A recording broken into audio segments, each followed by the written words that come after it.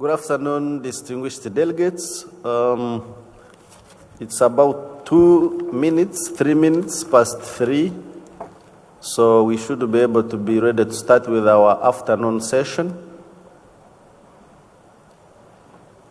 Please kindly assume your seats so that we can progress with our afternoon session.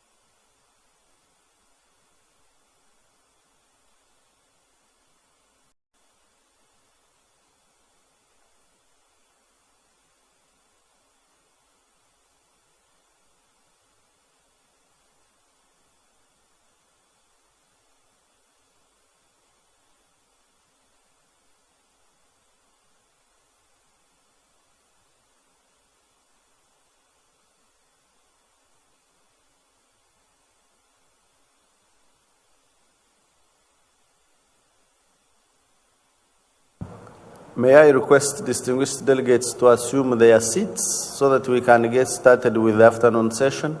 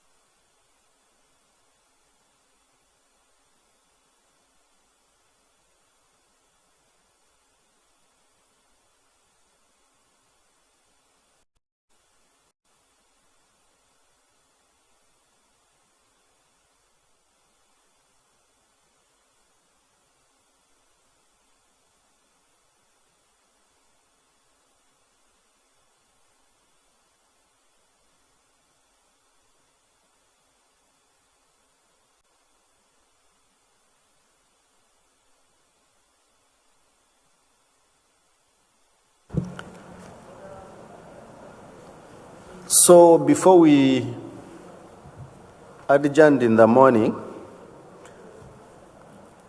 we had not concluded on the way forward on document 18, synergies and partnerships. We had comments, strong comments in favor of having the intersessional working group on the matter,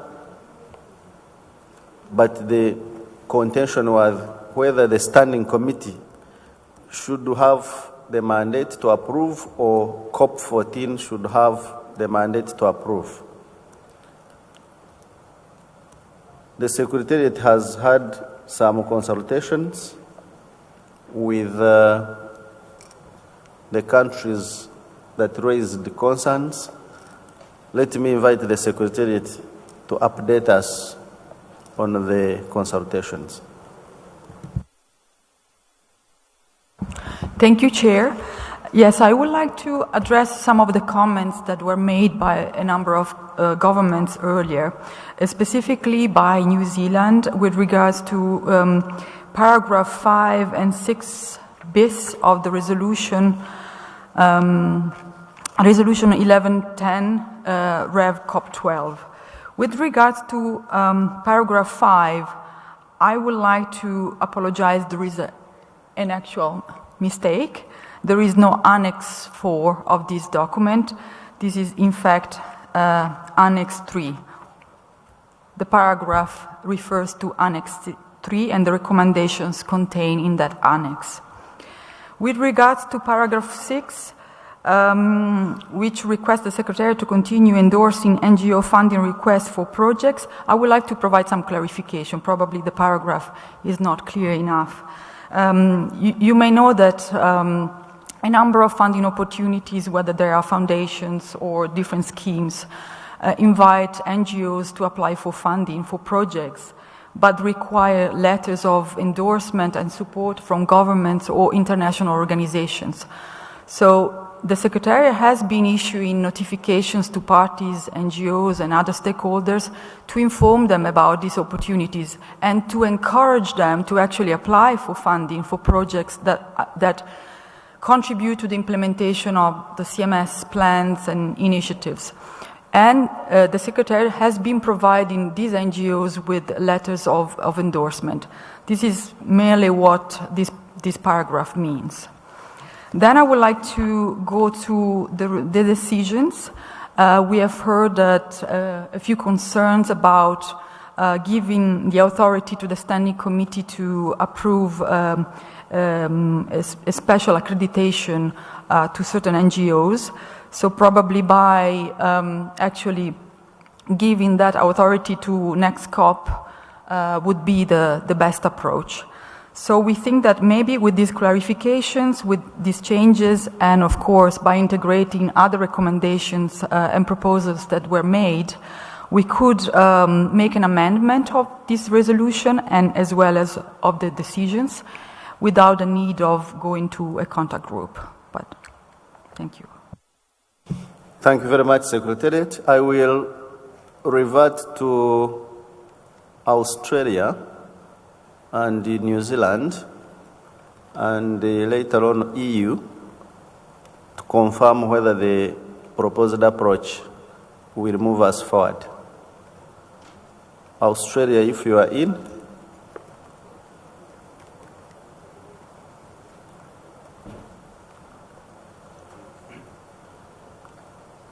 New Zealand, is New Zealand in the house?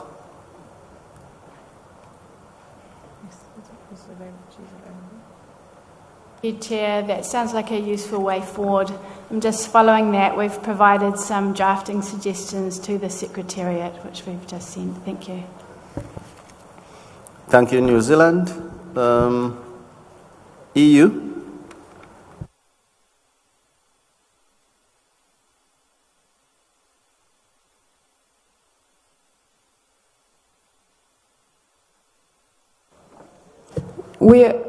The EU and its member states agree. Thank you very much, EU. Australia, if you are in, you could confirm. Yes, you are in. We agree too, Chair. Thank you very much. That seems resolved.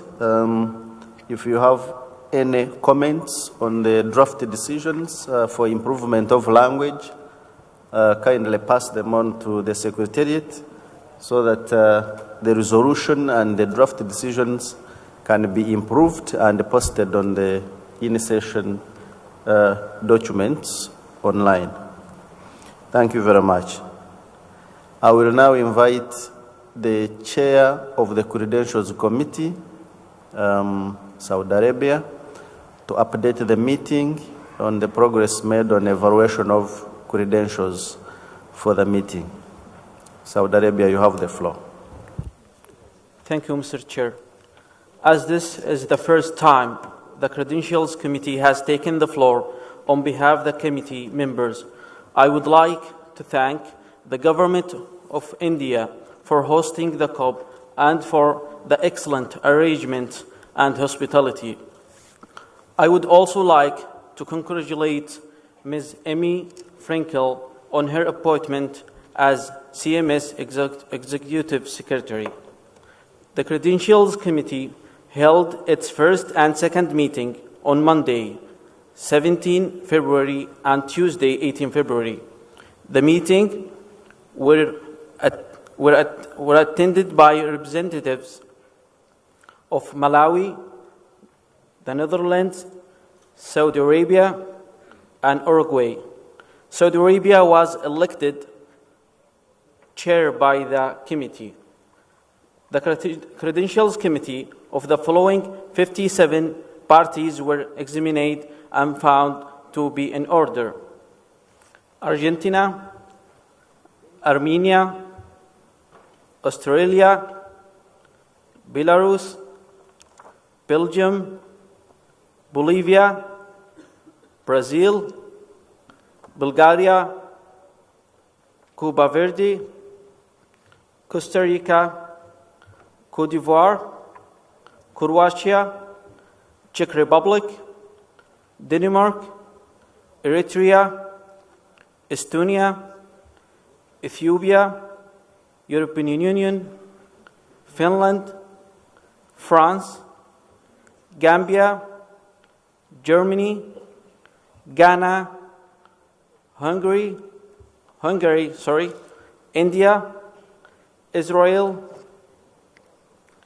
Norway, Italy, Latvia, Liberia, Luxembourg, Madagascar, Malawi, Malta, Mauritius, Mongolia, Panama, Paraguay, Peru, Poland, Portugal, Saudi Arabia, Senegal, Seychelles, Slovenia, South Africa, Spain, Sri Lanka, Sweden, Switzerland, Tajikistan, Togo, Trinidad and Tobago, Uganda, United Kingdom, Uruguay, and Uzbekistan.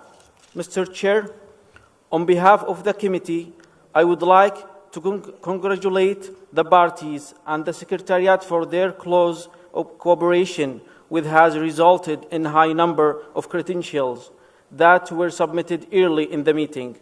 I would like to invite all delegations that have not yet deposited their credentials at the registration desk with the Secretariat to please do so immediately and no later than the close of the Committee of the Whole this afternoon, to enable the Credentials Committee to complete its work as soon as possible. Thank you, Mr. Chair. Thank you very much, Saudi Arabia. All delegations that have not submitted credentials, kindly do so as informed by the chair of the Credentials Committee. We shall now move to agenda item 18.1. I invite you to pay attention to document 18.1. I will proceed to invite the Secretariat to introduce the document. Cooperation with EPBS. Thank you, Chair. I now present document 18.1, which provides an update on the implementation of Resolution 10.8 Rev COP 12 and Decision 1213 and 1214 with regard to the cooperation with the Intergovernmental Science Policy Platform on Biodiversity and Ecosystem Services, also called IPBES. The Secretariat conducted a preliminary review of the summaries from policymakers associated with the IPBES regional and thematic assessments, which were endorsed by the 6th session of the IPBES plenary in March 2018. These summaries were reviewed with a view to appraising the relevance to CMS, and these analyses were submitted to the Standing Committee 48. The Secretariat also reviewed the 6 chapters of the IBES Global Assessment Report on Biodiversity and Ecosystem Services, which was released last year and is contained in Information Document 17. The Secretariat actively engaged in the process for the development of the IBES second work program from 2020 to 2030 and responded to the IBES call for inputs by submitting a request for an assessment on connectivity based on inputs from members of the Scientific Council and in cooperation with the World Heritage Convention and the United Nations Convention to Combat Desertification. Eventually, IBES 7 in 2019 plenary agreed on the following: to consider the assessment on connectivity at its 9th session in 2022, and to look at the role of connectivity in ensuring integrity and resilience in eco-sociological systems in the thematic assessment of the interlinkages among biodiversity, water, food, health, which was approved by that very same plenary. The Secretariat also kept CMS parties and other stakeholders apprised of opportunities to contribute to the assessments, the other assessments approved by the IBES Plenary 7, as well as to the review of drafts of the assessment on sustainable use of wild species. The Secretariat, together with the Chair of the Scientific Council, also provided inputs to already engage in the scoping processes of the Nexus assessment, as well as in the thematic assessment of the underlying causes of biodiversity loss. The document proposes amendments to Resolution 10.8 Rev COP 12 and the deletion of decisions 12, 13 and 12, 14 and the adoption of new decisions. Thank you. Thank you, Secretariat. I will now open the floor for any comments on document 18.1.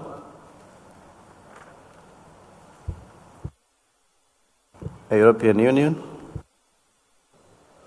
Thank you, Chair.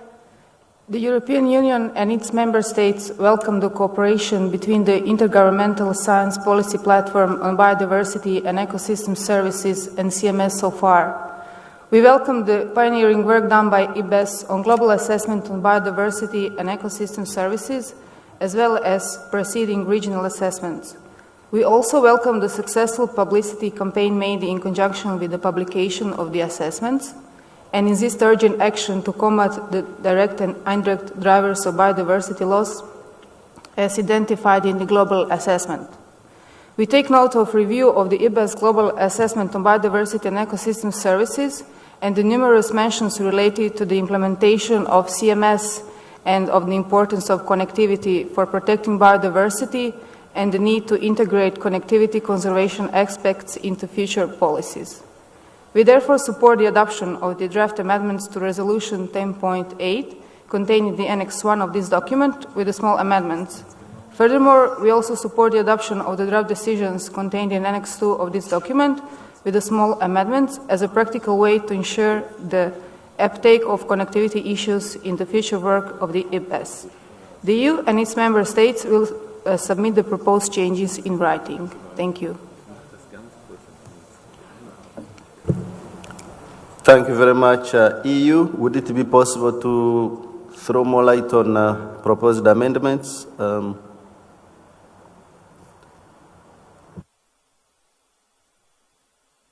Yes, specifically, we would like to propose to amend Resolution 10.8, operational paragraph 1 bis. We would like to add the text based on a proposal from Sessional Committee of the Scientific Council. So the paragraph would read, calls on the Standing Committee to participate in the development of the IBES rolling work program up to 2030, and based on a proposal from Sessional Committee of the Scientific Council to submit inputs as necessary in line with the priorities of the Convention. Furthermore, we would like to delete 2 bis as a whole. We would like in to put at the beginning of the sentence instead of requests, encourages, and also to delete approve and to put a consider. For the 2 quarter, we would like to delete the second part of the sentences when possible. It says when relevant and appropriate. Also, for the draft decision, we would like to propose to amend 13AA, which is directed to parties, in little b, by adding at the first part of sentence, take note instead of review, and then delete the IBES global assessment, and at the end of the sentence, to add as contained in the report's review of the IPES global assessment of biodiversity and ecosystem services. Furthermore, also we have a small amendment for 13BB, which is directed to Scientific Council. After the is requested, we would like to add subject to the availability of resources. Thank you. Thank you, EU. That's helpful. Whenever any delegation proposes amendments for submission, at least kindly highlight what those amendments are to give a chance to parties in plenary to make comments, if any. So thank you very much, EU. I recognize Israel. Thank you, Chair. The comments by the EU sounded pretty good, but they went by pretty quickly. One particular one which perhaps we could ask the EU to repeat, which was on 2 bis, where I think she said they wanted to delete 2 bis, where at the same time they said they wanted to make changes. And this is the one that specifically speaks on connectivity, so it does have a great importance to maintain it. Thank you. Thank you, Israel. Any other comments? I recognize Mongolia. Thank you, Chairman. Mongolia also would like to join others on welcoming the document on the cooperation with IPS, and we are supporting proposals and amendments delivered by EU. Thank you. Thank you, Mongolia.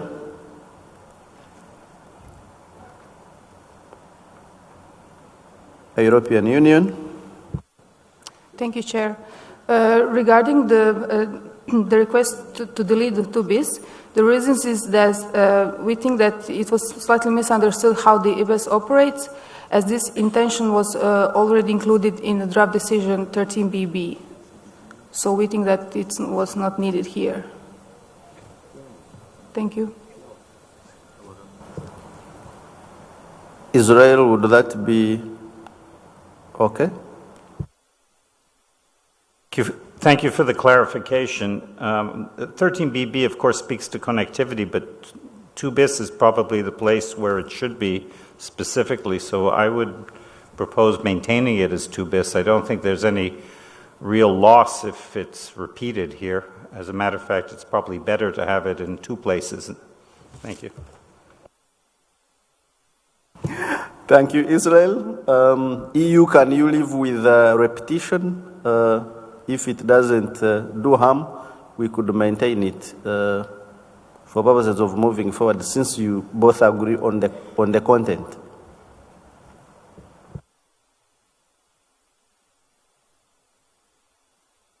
EU, take the floor. Okay, thank you, Chair. Yeah, okay, it's not a big problem for us. We can stay, yeah. Thank you. Thank you very much. That delivers us. So kindly submit the proposed changes, and we shall again have a chance to look at the in-session document with the proposed changes once they have been incorporated by the Secretariat. Unless there is further request for the floor on this, I would propose that we move to agenda item 18.2, World Migratory Birthday. Let me invite the Secretariat to introduce document 18.2. Florian. Good afternoon. Thank you, Mr. Chair. The Secretariat would like to introduce document 18.2, which provides details on the decision to designate the second Saturday of May and the second Saturday of October of each year as the two peak celebration days of World Migratory Bird Day.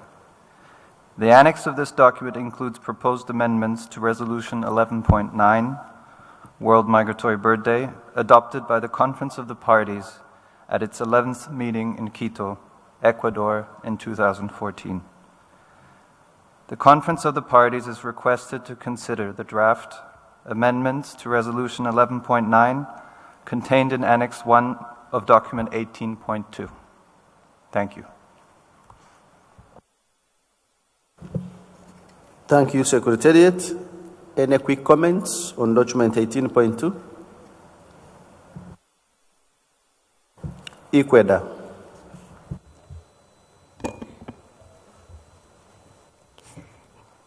Gracias, señor presidente, por permitirme intervenir, siendo la primera intervención. También quiero agradecer al gobierno de la India por esta maravillosa reunión. Dirigiéndome un poco al documento que hace referencia a la enmienda que nos permitió enfocar esta campaña, sobre todo el segundo sábado de mayo. Para nosotros como gobierno de Ecuador es muy importante que se enfoque estas campañas año a año hacia la ciudadanía civil, ya que los efectos negativos que causan los plásticos, que básicamente fue el lema de del año 2019, se enfocó exclusivamente los perjuicios que causan los plásticos a las aves. Este enfoque puntual permitió a la ciudadanía que tuvieran conocimientos sobre los contaminantes plásticos y sobre todo que pudiéramos darnos cuenta que el problema de los plásticos no solamente está enfocado a los reptiles, a los mamíferos acuáticos, que es como se ha venido figurando a través de los tiempos, ¿no? De hoy en día ya la ciudadanía civil puede tener claro que los plásticos no solamente causan efecto a los reptiles y a los mamíferos marinos, sino también a nuestras aves.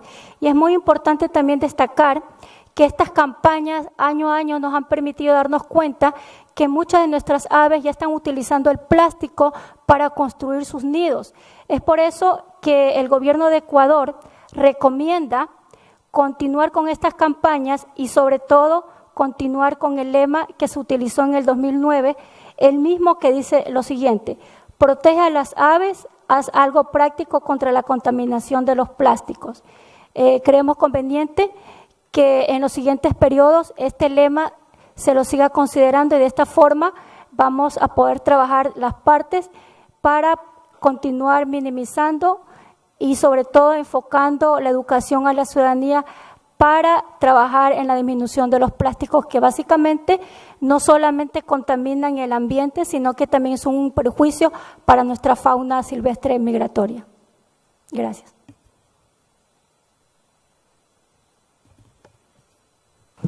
Thank you. Ecuador, South Africa. Thank you, Mr. Chairman.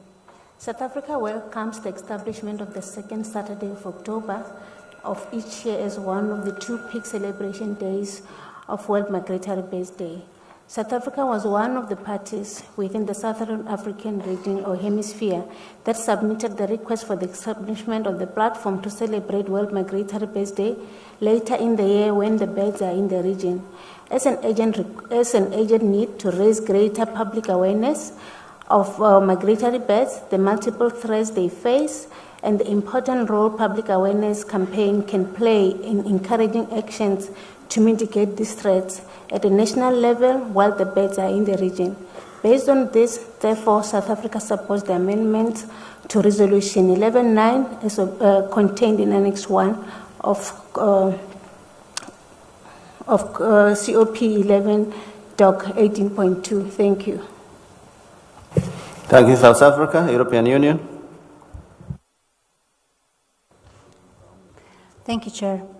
On behalf of the EU and its member states, we would like to thank the Secretariat for preparation of this document. We welcome the designation of the second Saturday of May and the second Saturday of October of each year as the two peak celebration days of World Migratory Bird Days.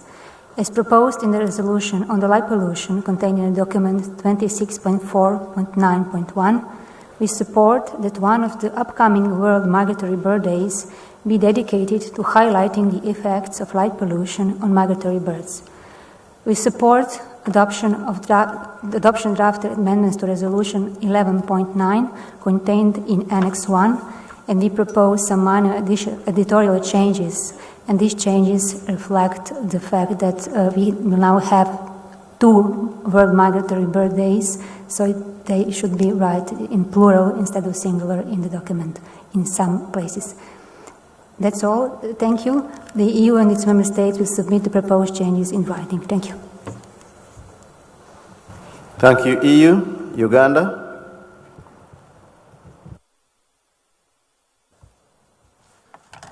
Thank you, Chair. Uganda would like to, in consideration that we are looking at a number of migratory species, would want to propose consideration of General Migratory Day, instead of restricting ourselves to only birds, but also consider aligning celebration of the Migratory Day with the World Wildlife Day. I submit. Thank you, Chair. Thank you, Uganda. Do we have any? Yes, Madagascar. Merci, Monsieur le Président. Tout d'abord, je voudrais remercier aussi le gouvernement de l'Inde d'avoir accueilli la COP13 de la CMS. Et aussi, je voudrais aussi remercier le secrétariat de la CMS d'avoir bien organisé cette COP. Et puis, par rapport à cet document, sur la proposition de la deuxième date, ça c'est très favorable pour Madagascar parce que ça tombe bien à l'arrivée des espèces migratrices, les oiseaux migratrices chez nous. Donc, c'est mieux de célébrer cette date en présence de ces espèces-là. Merci, Monsieur le Président. Thank you, Madagascar. Senegal. Merci beaucoup, Monsieur le Président. Le Sénégal aussi adhère à cette journée mondiale des oiseaux migrateurs qui est célébrée 2 fois dans l'année. La première fois, c'était au mois de mai. Nous, Africains, on s'était dit, on célèbre la journée au moment où les oiseaux ne sont plus là, les migrateurs. Et donc, la célébration de cette journée aussi au mois d'octobre, qui constitue l'arrivée de ces oiseaux migrateurs dans la plupart de nos pays africains, vraiment a été une très bonne chose. Donc ces 2 journées, comme l'a dit tout à l'heure le représentant de l'Union européenne, sont des journées qui marquent un peu des journées de sensibilisation du public sur la conservation de ces oiseaux migrateurs. Et chaque année, le Sénégal organise les 2 journées avec les élèves, avec les étudiants, avec tous les acteurs qui participent un peu dans la conservation de ces oiseaux. Merci. Thank you, Senegal. Mauritius. Thank you. Thank you, Chair. Since it's my first statement, first and foremost, I would like to thank the Government of India for the hospitality. Mauritius welcomes the proposal for the second Saturday of October because this is the time when migratory birds flocked in Mauritius. So we support this. Thank you. Nigeria. Thank you, Mr. Chair. I also want to join my voice, with other delegates to thank the people of India for hosting us. Also congratulate you, Mr. Chair.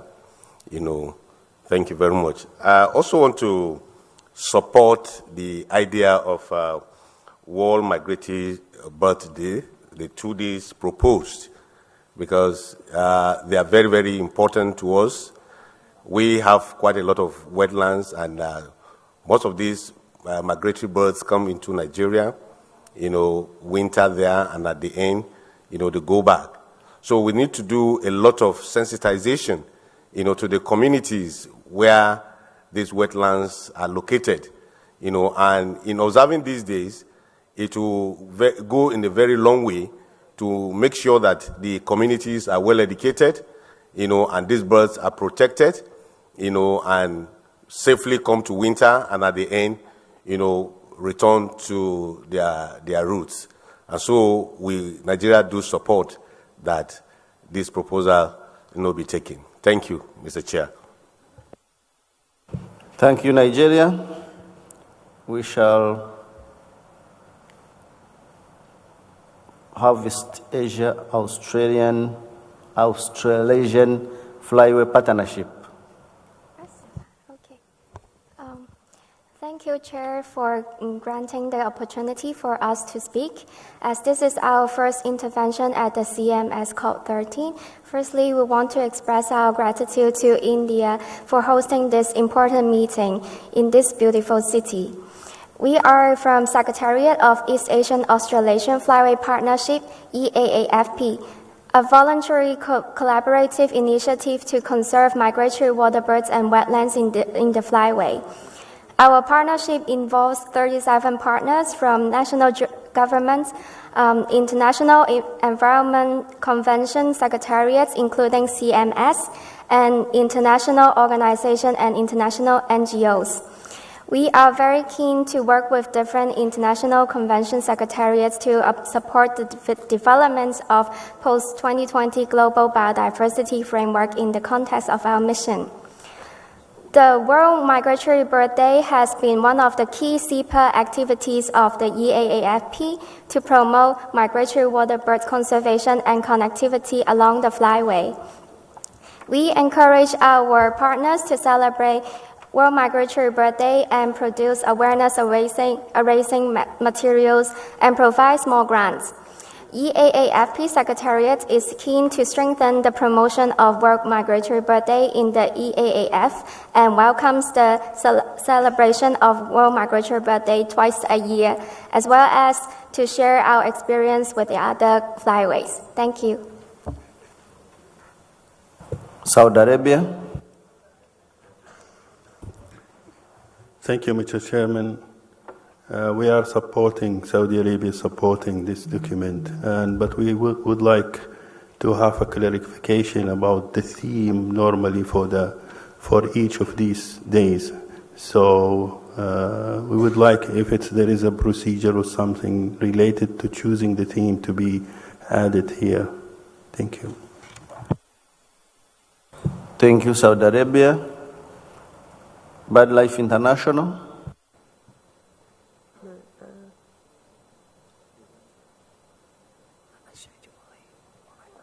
I thought it was different from that. Have they changed it?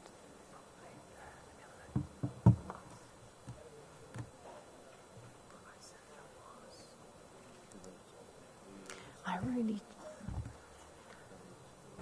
BirdLife, are you asking for the floor? Take the floor, please.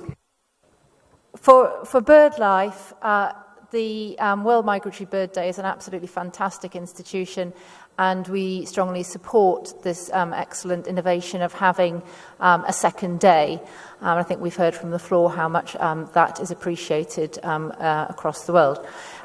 We just have one suggestion for some additional text that we feel would help make it even a more effective initiative. And that is some additional text to the very last operative paragraph, which reads, further requests the Secretariat to continue to facilitate cooperation and information exchange in support of World Migratory Bird Day. And then we would add the following text, including annually undertaking consultation with key stakeholders to reach consensus on the theme to be promoted each year. Thank you very much. Thank you very much. BirdLife. BirdLife proposal, I think, addresses the submission by Saudi Arabia.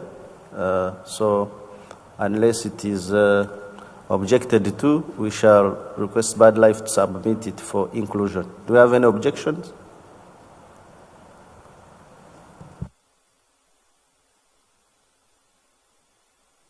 Saudi Arabia. Yes, we are happy with this suggestion or changes. Thank you. Okay. I think there is general support for the resolution. We haven't had any objection to the resolution. I want to suggest that the meeting takes note of advice to consider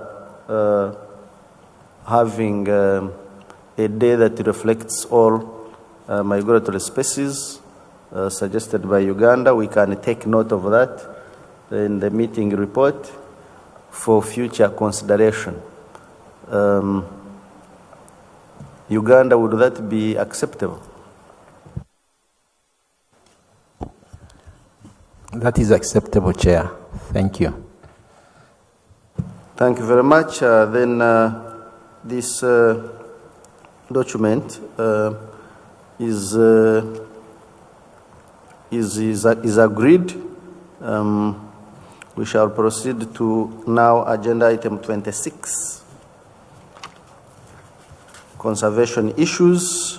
I invite the meeting to pay attention to document 26.11, illegal killing, taking, and trade of migratory birds. Let me invite the Secretariat to introduce the document. Yes, thank you, Chair. The Secretariat would like to introduce document 26.11, which deals with the illegal killing, taking, and trade of migratory birds. The document consists of a report on the implementation of Resolution 1116, which was revised at COP12, including also a report on the implementation of the related decisions to that resolution, a draft revised resolution, and draft revised decisions.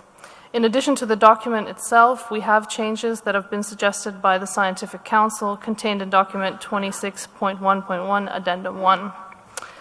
The suggested revisions to the resolution include, in the operative paragraph, a commitment to adopting a zero-tolerance approach to any deliberate illegal killing, trapping, and trade of wild birds, and to adopting a proactive role in fighting against these illegal activities. This is suggested in operative paragraph 1. Operative paragraph 6 makes reference to the implementation of the joint Rome Strategic Plan 2020-2030 on illegal killing agreed by the Berne Convention Special Focal Point Network and the CMS Task Force on illegal killing, taking, and trade of migratory birds in the Mediterranean. With respect to this operative paragraph 6, the Secretariat recommends that this proposed paragraph be removed as the MICT consultations on the plan have not yet been concluded. As such, it would be premature to make a reference to it here. Moving on to the draft decisions and proposed amendments there, the Secretariat would suggest that the same amendment with respect to the Rome Strategic Plan be reflected in Decision 13BB, where the text could be modified to encourage the MICT members to finalize and adopt a strategic framework for the MICT for the period 2020 to 2030, rather than making a reference to the Rome Strategic Plan, on which the consultations are still open.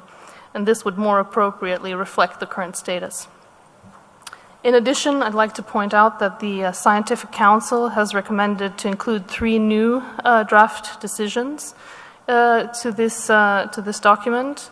With respect to the MICT, the Mediterranean Task Force, the Council proposes including a decision directed to the Scientific Council itself to undertake a scientific review on the scope and scale of illegal killing and taking of birds, as well as on illegal trade of birds across sub-Saharan Africa and Central Asia, as well as a decision directed to both the Scientific Council and the CMS Secretariat to contribute to a global situation analysis on the production, sale, and regulation of the use of mist nets and other sorts of nets used for bird trapping. And with respect to the illegal hunting, taking, and trade of migratory birds in the East Asian Australasian flyway, the Council proposes including a decision urging parties and encouraging non-parties to engage with the Intergovernmental Task Force on illegal hunting, taking, and trade of migratory birds in that flyway. And the Conference of the Parties is requested to consider adopting the proposed draft amendments to the resolution as well as to the related decisions. Thank you. Thank you, Secretariat. I will now invite comments, and the comments should address both the substantive document as well as comments and suggestions by the Scientific Council.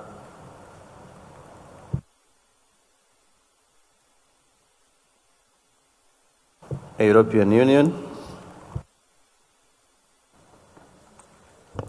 Thank you, Chair. The European Union and its member states recognize the important contribution of the CMS to fight against illegal killing, taking, and trade of birds. We support in principle the adoption of the proposed amendments to Resolution 11.16 Rev COP 12 and adoption of the draft decisions contained in the Annex 2. We also support in principle amendments proposed by the Sessional Committee of the Scientific Council. We welcome the development of the Rome Strategic Plan 2020-2030 on the eradication of illegal killing, taking, and trade of wild birds as a joint guiding document to be agreed by the Berne Convention Special Focal Point Network and CMS MICT and implemented jointly. However, it is not finalized yet. So, considering CMS Secretariat proposal, we propose changes in wording in the resolution and draft decision to reflect the finalization process. We would like to propose some further amendments to the resolution and draft decision, which will be submitted in writing. So, Chair, do you want me to summarize now? Thank you. We suggest to add two preamble paragraphs. One, recalling the definition of illegal killing, trapping, and trade of birds as agreed in the second Conference of Illegal Killing, Trapping, and Trade of Birds in Tunis 2013. And the second one, noting the EU Commission communication from 2018. The recent document contains the reference to the communication from 2017, so we suggest to include the recent one. Also, we suggest to add an operative paragraph, 1 bis, which the proposed text is calls on party and invites non-parties and stakeholders to prioritize cases of illegal killing, taking, and trade of birds, with special attention to profit-motivated crime and organized crime, taking into account the different levels of person involved, from freelance operators to organized crime groups. Thank you, Chair. Thank you. EU. Israel. Thank you, Chair. Israel has been part of the MICT process in the Mediterranean since its inception at the COP in Quito, which was not, which means that it took 6 years to reach this point. We would like to commend the Secretariat for its work in putting this together and advancing it, and for the entire CMS body for working towards this goal of reducing the illegal killing and taking of birds in the Mediterranean region. We learned a lot from the process, and we would hope that this can now be carried over into other regions more quickly, and that it shouldn't take 6 years to reach the same point in the two areas that were proposed in the decisions.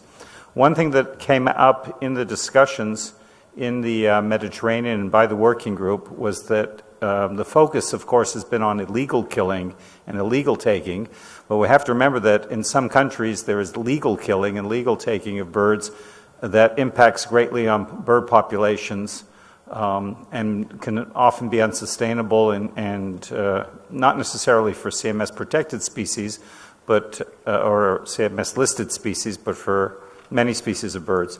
So we would encourage that in the decisions that are being directed to the Scientific Council in conducting studies to look at the extent of illegal killing that is going on in these two new areas, that they also include in the study taking into account the levels of legal killing that are going on in this area. Thank you. Thank you, Israel. Australia? Australia would like to thank the Secretariat for preparing this item and reporting on the activities of the task force.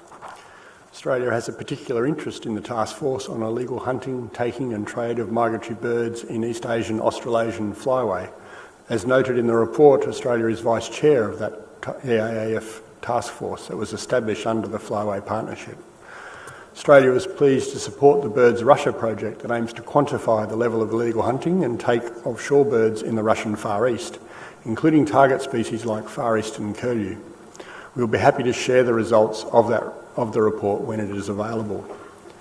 Australia would like to see the Convention on Migratory Species Task Force move forward in convening their first meeting, and we ask the Secretariat to establish a process to call for members. Australia also supports the work currently underway by BirdLife International on the situation analysis on the illegal hunting of migratory birds in Southeast Asia. We hope that coverage to other parts of the East Asian Australasian flyway will also be progressed in the near future. Thank you. Thank you, Australia. I think there is general support for the document. Given that the Avian Working Group is going to have a further look at it, I invite all those who have comments to submit them for integration. And it's also my understanding that the proposals by the Scientific Council are going to be integrated in the draft resolution and decisions, so that we shall look at it as an integrated document from the Avian Working Group. If that is acceptable, we refer the document to the working group and proceed to the next item on agenda. Do you have any objection? I see none, so the document is referred to the working group for finalization. Let's move to document 26.12 on migratory land birds in the African Eurasian region. Secretariat, you have the floor. Thank you, Mr. Chair. Secretariat would like to introduce document 26.1.2, Action Plan for Migratory Land Birds in the African Eurasian region, MLAP. This document reports on progress to implement Resolution 11.17, Rev COP 12, Action Plan for Migratory Land Birds in the African Eurasian region, and the related decisions 12.22 to 12.25 as adopted by the Conference of the Parties at its 12th meeting in 2017. Key activities undertaken under the initiative of the MLAP, the Land Birds Action Plan, as reported in this document, included workshops organized by governments, partners in the MLAP Land Birds Working Group, such as on topics of science, policy, and fundraising issues. The Land Birds Action Plan was promoted at key events such as the International Ornithological Congress in Vancouver in 2018. The Secretariat has sought synergies with the Secretariat of the United Nations Convention on Combating Desertification with regard to connections between MLAP and the concept of the land degradation neutrality framework. Furthermore, the Secretariat, with support of COP-appointed Councillor Professor Stephen Garnett, and BirdLife International has undertaken the update of the species annex of the MLAP in line with decision 12.22, reflecting the taxonomic changes as adopted by the adopted taxonomy Handbook of the Land Birds of the World, as adopted in 2017 COP12. The document further includes proposed changes to Resolution 11.17 Rev COP12 and proposed draft decisions, which include the continuation of the Land Birds Working Group, further promotion of research activities, and other activities related to the concept of sustainable land use. The proposed amendments to the existing provisions are based on consultations which were held in 2019 with the members of the Land Birds Working Group. The Conference of the Parties is recommended to adopt the proposed amendments to the Resolution 11.17 Rev COP 12 and the draft decisions contained in the annexes of this document. Thank you, Mr. Chair. Thank you, Secretariat. I will now invite comments on document 26.12, again with the addenda from the Scientific Council.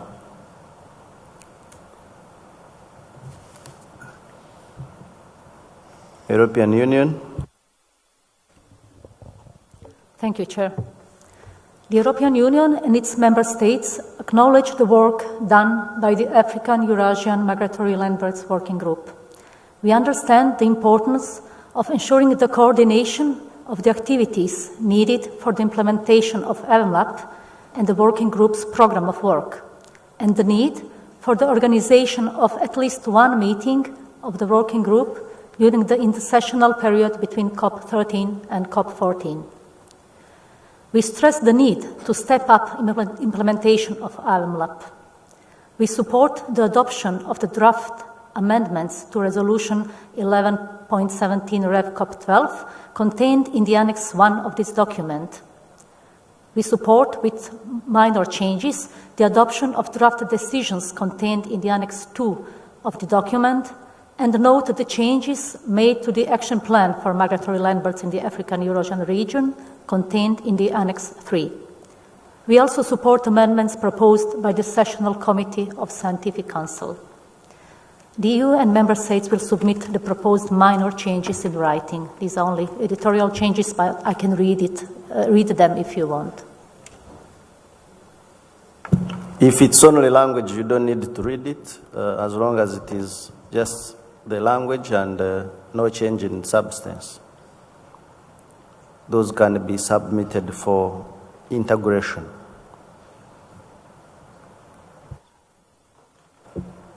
Any further requests for the floor from parties? BirdLife?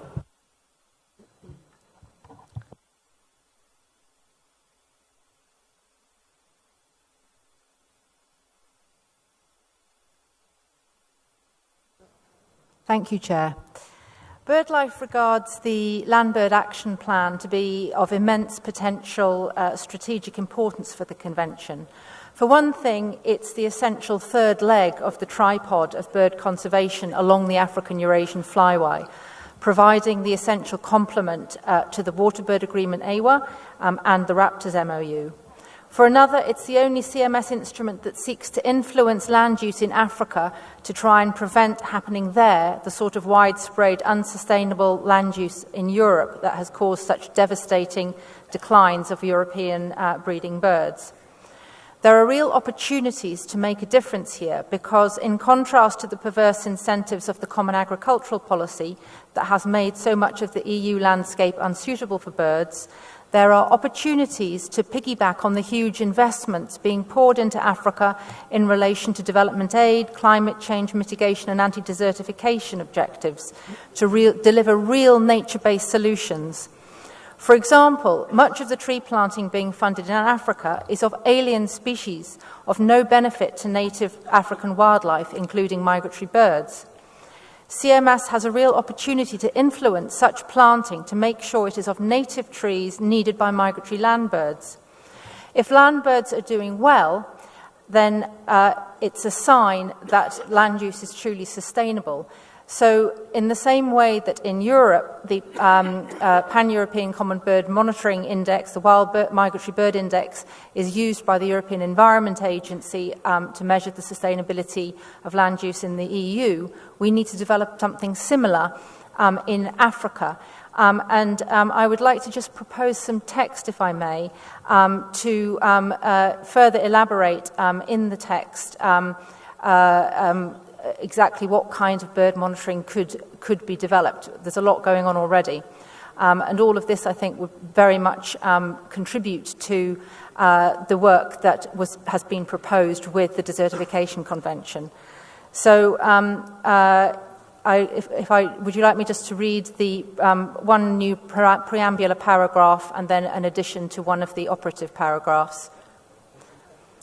So a new 8th preambular paragraph, further welcoming the work of BirdLife International Partners, funded by the RSPB, to set up and operate national common bird monitoring projects derived from and compatible with the Pan-European Common Bird Monitoring Scheme established in 2002 and supported by the EU and RSPB, in Uganda and Botswana, using local volunteer citizen scientists that have successfully been able to produce scientifically robust wild bird indicators and additional environmental information for their nations. And then that would be complemented by additional text in operative paragraph 12, which begins, encourages parties and non-parties to maintain or develop, as necessary, national common bird monitoring schemes with a view to the establishment of national wild bird indices as indicators of sustainable land use and ecosystem health. And then we would add in parenthesis this text. For example, in the context of development of a land bird monitoring program for the East Atlantic Flyway, building on the experiences gained from the successful operation of common bird monitoring projects in Africa and the Pan-European Common Bird Monitoring Scheme in Europe, involving establishing a set of terrestrial bird monitoring sites across several countries, potentially 6 to begin with, along the East Atlantic Flyway of Africa, to complement the pre-existing waterbird monitoring. Thank you very much. Thank you, BirdLife International. I propose that you submit the proposed text to the Secretariat, and the working group, the avian working group, will look at it. And also, I presume that this meeting has no objection to integration of the proposals from the Scientific Council. And again, the working group will look at the integrated final documents. Is that agreeable? Yeah, I see no objection. The working group on avian will finalize. Let's move to agenda item 26.1.3, prevention of bird poisoning. I invite the Secretariat to introduce the document. Thank you, Chair. The Secretariat would like to introduce document 26.1.3, which deals with the prevention of poisoning of birds. The document consists of a report on progress made since COP12 on the implementation of Resolution 11.15, which was revised at COP12, as well as the implementation of the related decisions. The document also contains proposed amendments to the draft resolutions, such as references in the preambular Part 2 various processes, the 2030 Agenda for Sustainable Development, UNEO resolutions on environment and health, as well as on moving towards a pollution-free planet, and EU processes under the REACH regulation in relation to banning lead shot.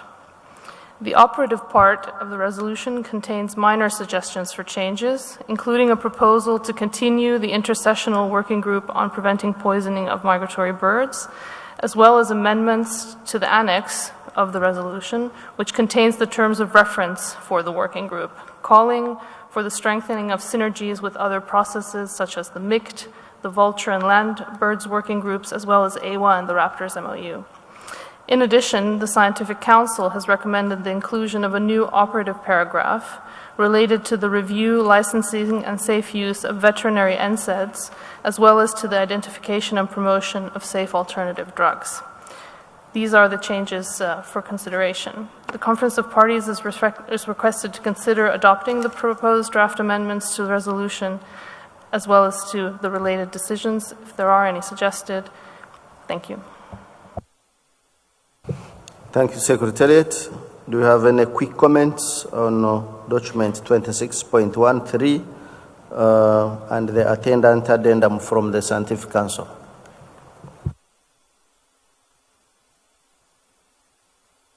European Union. Thank you, Chair. The European Union and its member states stress the importance of the work on prevention of bird poisoning. We welcome the development at the international fora and regionally. In general, we support the adoption of the draft amendments to Resolution 11.15 Rev COP 12 contained in the Annex 1 of this document, the draft decisions contained in the Annex 2 of this document that amend decisions 12.18 and 12.19.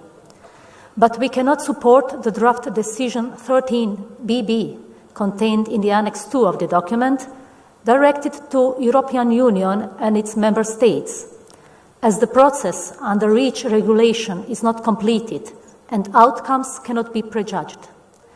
In general, we also support amendments proposed by Sessional Committee of the Scientific Council. We would like to propose some further amendments to resolution, as well as to terms of reference of the Preventing Poisoning Working Group. So if you allow me, I will just pass through some of our suggestions.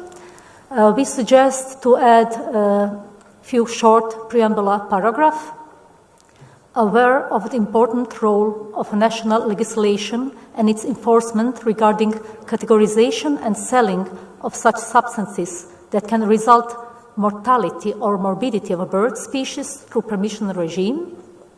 The second one, aware that deliberate poisoning events could remain undetected and unregistered. And the third one, underlining the need of qualified authorities to improve detection and prosecution of criminal acts of bird poisoning. Then we will have some smaller additions to preamble paragraph. The paragraph starting with further recalling that memorandum of understanding, etc. We suggest to finish it, which in some cases is connected to poaching endangered species such as elephants and rhinoceros. Then in preamble paragraph, noting that poisoning is a problem affecting other taxa, we suggest to finish the paragraph with wording and a need of appropriate prosecution for illegal cases of poisoning. We also suggest some changes in wording of paragraphs added by, I think, Scientific Council, sorry if I'm wrong, about REACH regulation. So the wording will be welcoming the proposal within European Union to introduce a EU-wide ban on the use of lead shot in wetlands under the REACH regulation, registration, evaluation, authorization, and restriction of chemicals, and then numbers, to address the estimated 1 million water birds that succumb annually to lead poisoning within the EU.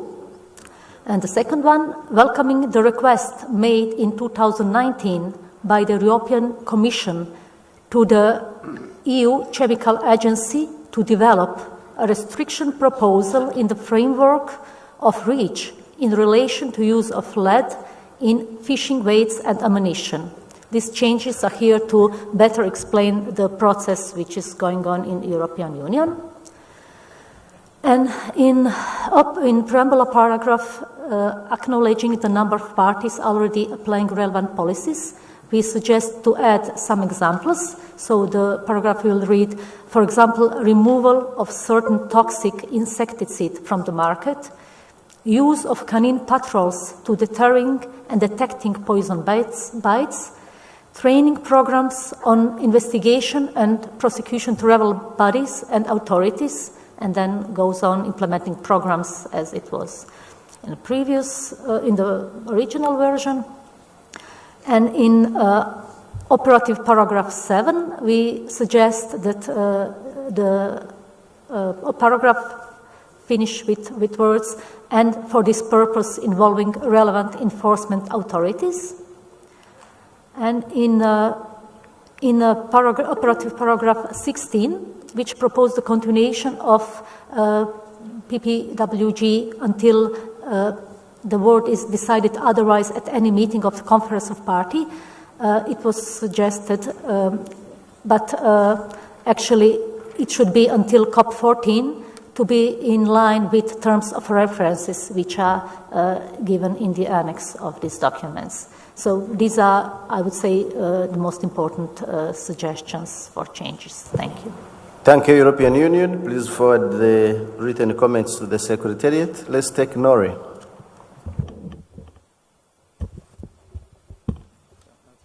Yes.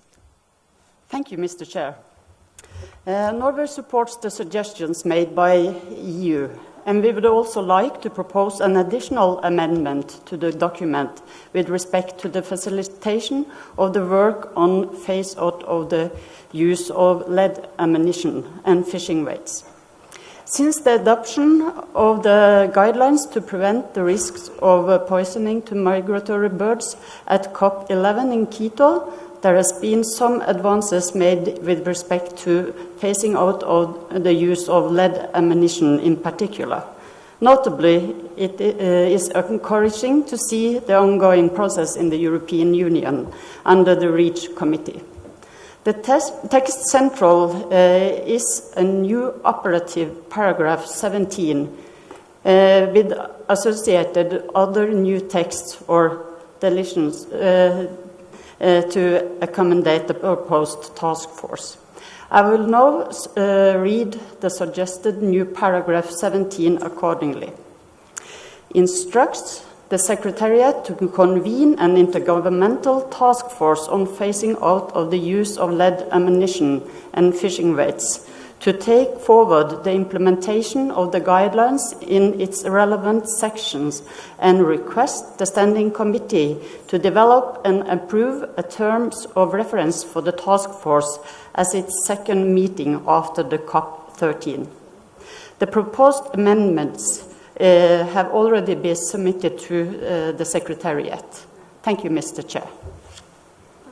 Thank you very much, Nori. It is my understanding that there are no objections to the addendum from the Scientific Council, so it will be integrated, and then the comments will be taken by the Avian Working Group that will look at the integrated document, incorporating the comments made. Unless there are objections, we shall refer this document to the Avian Working Group, and we proceed to the next item on agenda.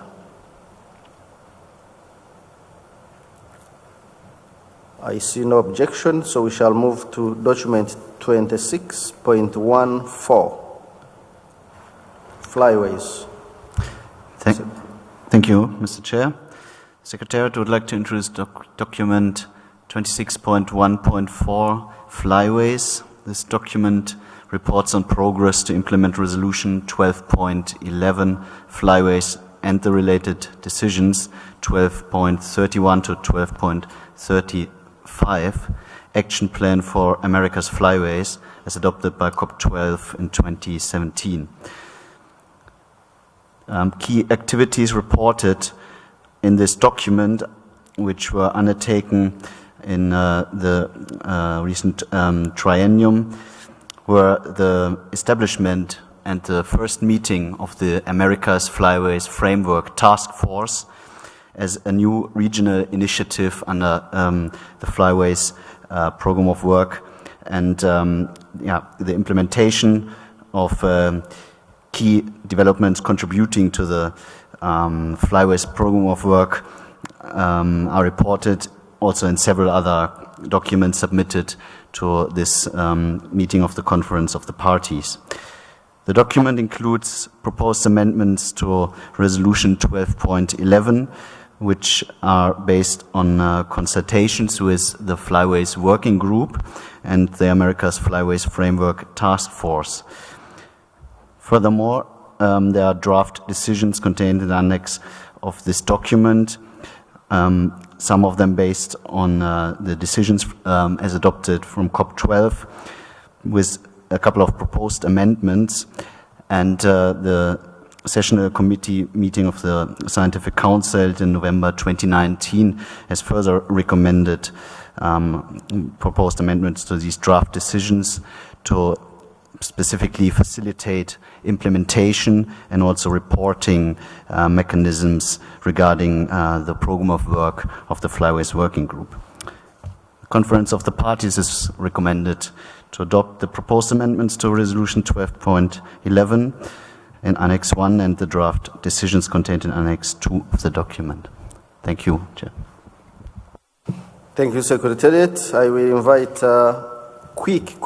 really quick and brief comments on 26.1.4.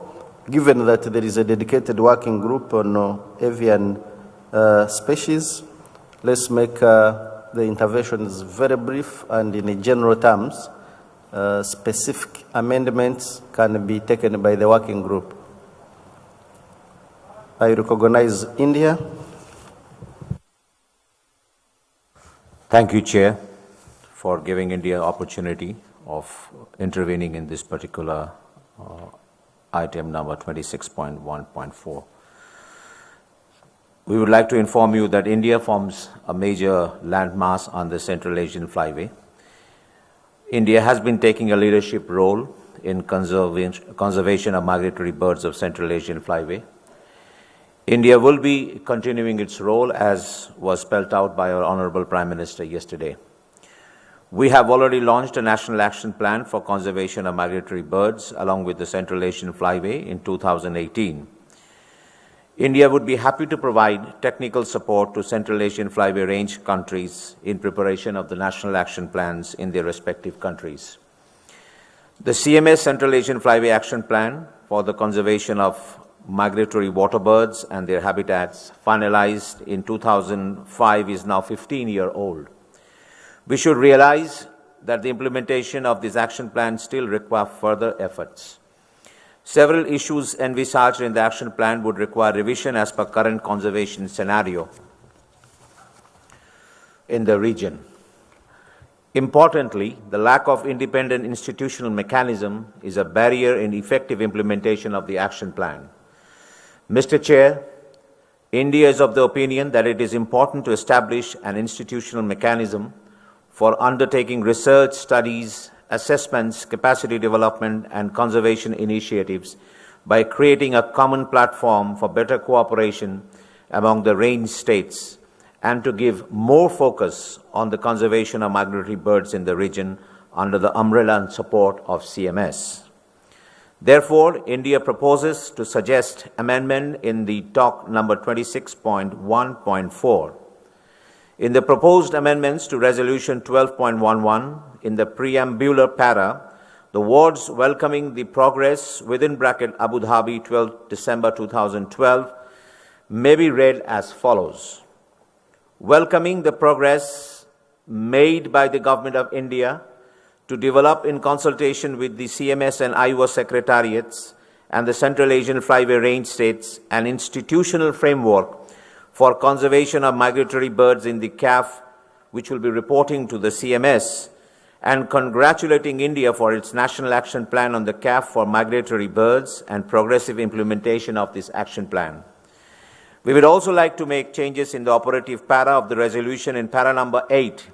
The words within inverted comma, welcomes the kind offer to Abu Dhabi 12 December 2012, may be read as follows.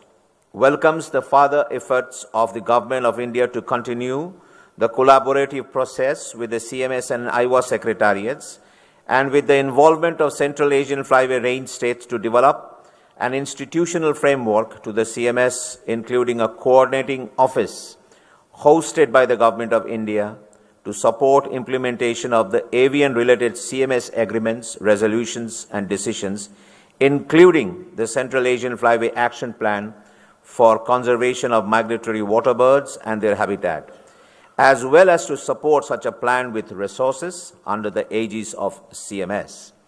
Lastly, we would like to make changes in the draft decision 13FF within quote directed to range states of the Central Asian Flyway, unquote, the paragraph A and B may be rewarded as follows. A, work with the Government of India and the Secretariat of CMS to advance further the process initiated in 2018 collaboratively between the Government of India, CMS, and Iowa Secretariats. B, Government of India in consultation with the CMS and the Central Asian Flyway range states aims to establish an institutional mechanism for undertaking research, studies, assessments, capacity development, and conservation initiatives by creating a common platform for better cooperation among the CAF range states and to give more focus on the conservation of migratory birds in the region under the umbrella and support of the CMS. Towards the direction, Government of India has already launched the Central Asian Flyway National Action Plan, which can serve as the framework for other CAF range countries. Thank you, Chairperson. Thank you, India. Kindly forward those written comments to the Secretariat. New Zealand. Thank you, Chair. New Zealand supports the Flyways initiatives and thanks the Flyways Working Group for its work in the intercessional period. We note that flyways are not only north-south flyways, but can be east or west flyways. For New Zealand seabirds, we have numerous species that migrate west to Australia or South Africa and east to South America. We think there could be benefit in expanding the flyways concept to consider the large-scale migrations of birds that don't fit within the traditional north-south pattern. The current Appendix 1 proposal for Antipodean albatross is an example of an east-west migrating endangered seabird that reaches the coasts of both South America and Australia. We recommend the scope of the Flyways work is expanded to include oceanic ecosystems. New Zealand will be happy to contribute to or lead this part of the work. We will submit a minor amendment to operative paragraph 25 of draft resolution 12.11 to the Secretariat to reflect this point. Thank you. Thank you, New Zealand. Saudi Arabia. Thank you, Mr. Chairman. In principle, we would accept looking into the amendments by India, but without prior review of the text suggested, we are in a difficult position to accept any changes at this stage. I would like to have some of those points raised by colleagues in India time-bound, so we know exactly when things are going to happen. We are very keen to participate in the Flyway initiatives, but would like to know more specific time frames and text that make sure that these initiatives are actually implemented and well taken care of. Thank you. Thank you very much, Saudi Arabia. This document will be further considered by the Avian Working Group, so you will have an opportunity to have more engagement with the comments made by India in the working group. I see nodding. Let's hear from East Asia Australasian Flyway Partnership. Thank you, Chair. Referring to this resolution, after discussion with the CMS party that are also partner to the EAFP, we recognize the value of the strengthening cooperation with the CMS Secretariat, which can also contribute to implement our new partnership strategy plan, particularly on issues related to the prevention of the illegal killing, taking, and trade of the migratory bird. The EAFP also is encouraged that India has adopted a National Central Asia Flyway Action Plan and is encouraged that it's planned to engage with other countries throughout the Central Asia flyway to promote, conserve these migratory species and their habitat.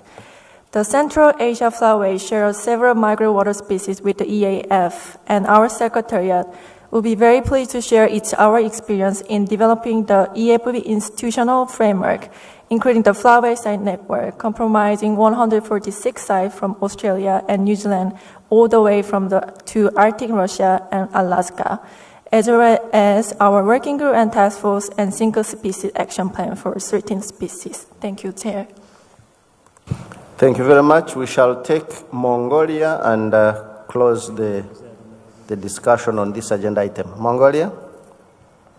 Thank you, Chair. Sorry for coming.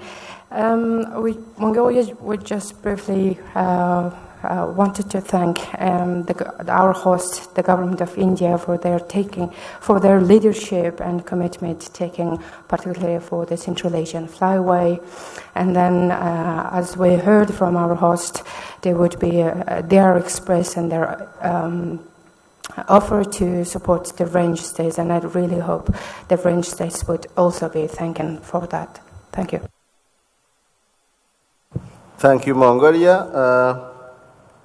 And thank you, everyone, for the comments. More detailed discussion is definitely going to happen in the avian working group, and please forward all the proposed amendments to the Secretariat so that they can be integrated. It's also my understanding that the addendum from the Scientific Council is acceptable to all. I haven't had an objection, so I take it that the Secretariat will integrate the addendum from the Scientific Council, and then the working group will look at the integrated document and come back to us with a finalized resolution and decisions.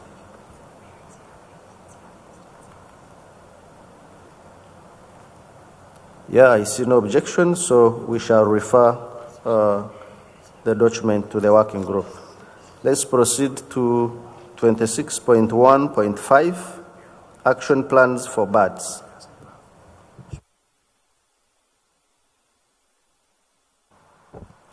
Thank you, Chair.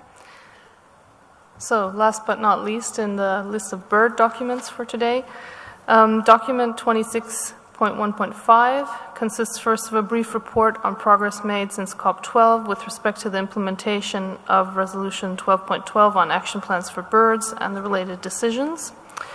The document also contains proposed amendments to Resolution 12.12, which acknowledge the adoption of the action plans on the European turtle dove, white-headed duck, and Dalmatian pelican by the Standing Committee at its 48th meeting, and urges parties and non-party range state to implement all the action plans for birds that have been adopted also by previous COPs.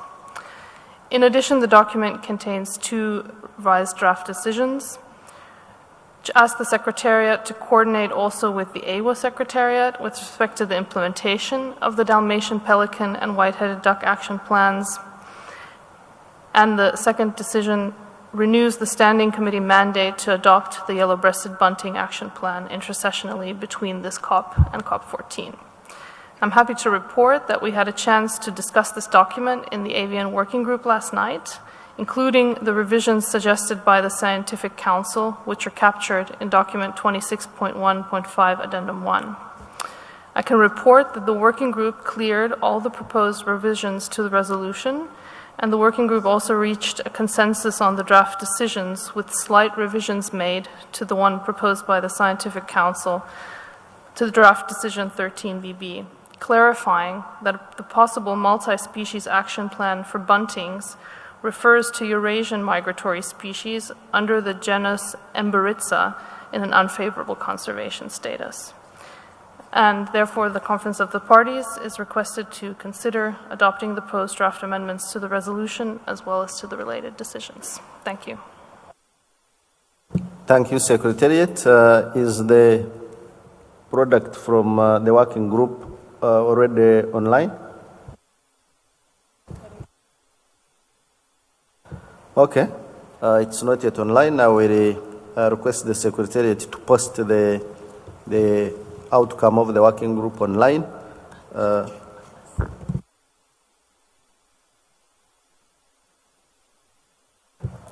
Yeah.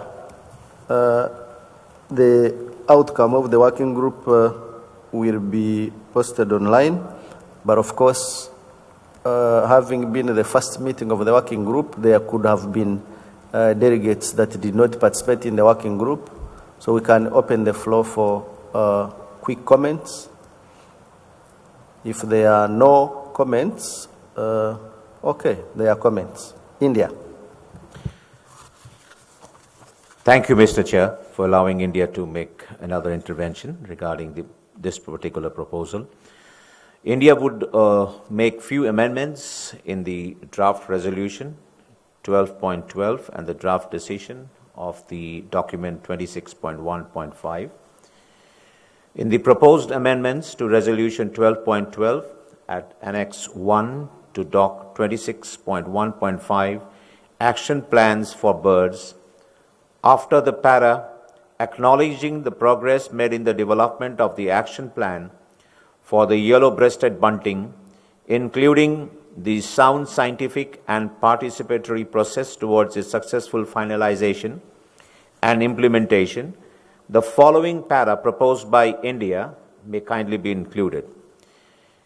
Within quote, concerned about the conservation status of the Indian skimmer, Rhynchops albicollis, and its riverine and coastal habitats, and noting the possible extinction of the species in Southeast Asia, as well as the severe population decline in South Asia detected in early 2020, and welcoming the initiative of Government of India and Bangladesh to develop a proposal for listing of the species under CMS, as well as to lead on development of an international single species action plan for the species together with other relevant range states and stakeholders, unquote. In the draft decision at Annex 2 of document 26.1.5, after para 13.bb within bracket 12.21 bracket closed, the following para may be added. 13.cc, parties and non-parties, particularly those being range states of the Indian skimmer, together with relevant organizations and stakeholders, are encouraged to progress rapid development of a single species action plan and its implementation, including further investigation of the status of the species, and to report progress and options for future action under CMS for consideration at the 14th meeting of the Conference of the Parties. Thank you, Chair. Thank you, India. I will request that you submit the comments to the Secretariat so that the working group can have another look together with the proposed amendments by India in the avian working group. Thank you very much.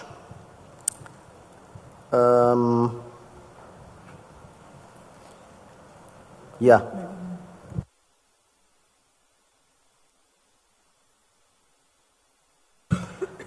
That brings us to the end of agenda item number 26. Thank you very much, Secretariat. We can now move to 26.2. We've just finished 26.1. Let's look at 26.2.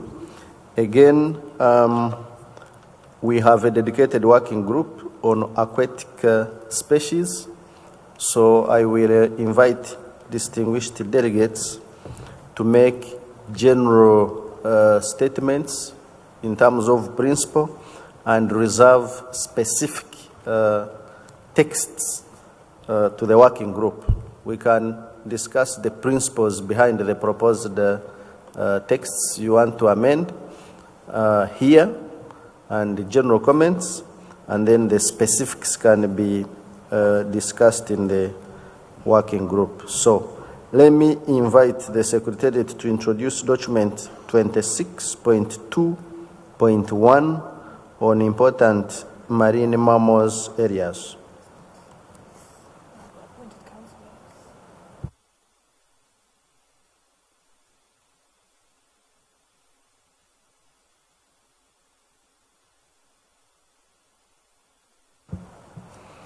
Oh, okay. The appointed councillor for Aquatic Mammals is meant to introduce this document. Giuseppe Notabatolo Disiara. Are you in the house? Okay, thank you, Chair, for giving me the floor. I'm here. Very briefly, based on the decisions that were adopted by COP12 about this subject, which is described in document 2621 Rev 1, the following activities were undertaken to implement these decisions. And in particular, I would like to refer you to Annex 1 to the document, which includes a summary report of the activities that were conducted by the IUCN Task Force on Marine Mammal Protected Areas. In brief, the regions where important marine mammal areas, also known as IMAS, were identified during the intersession included the Northeast Indian Ocean and Southeast Asian Seas, the West Indian Ocean and the Arabian Seas, the Australia and New Zealand and Southeast Indian Ocean, the extended Southern Ocean.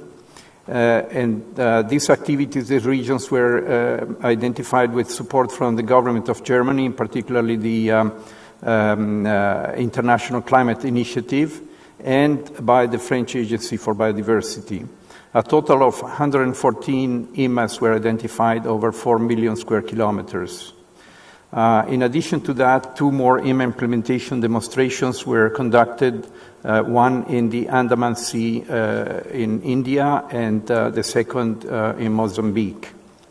In addition to that, several initiatives were conducted to explore the possibility of utilizing IMAs to promote the conservation of marine mammals.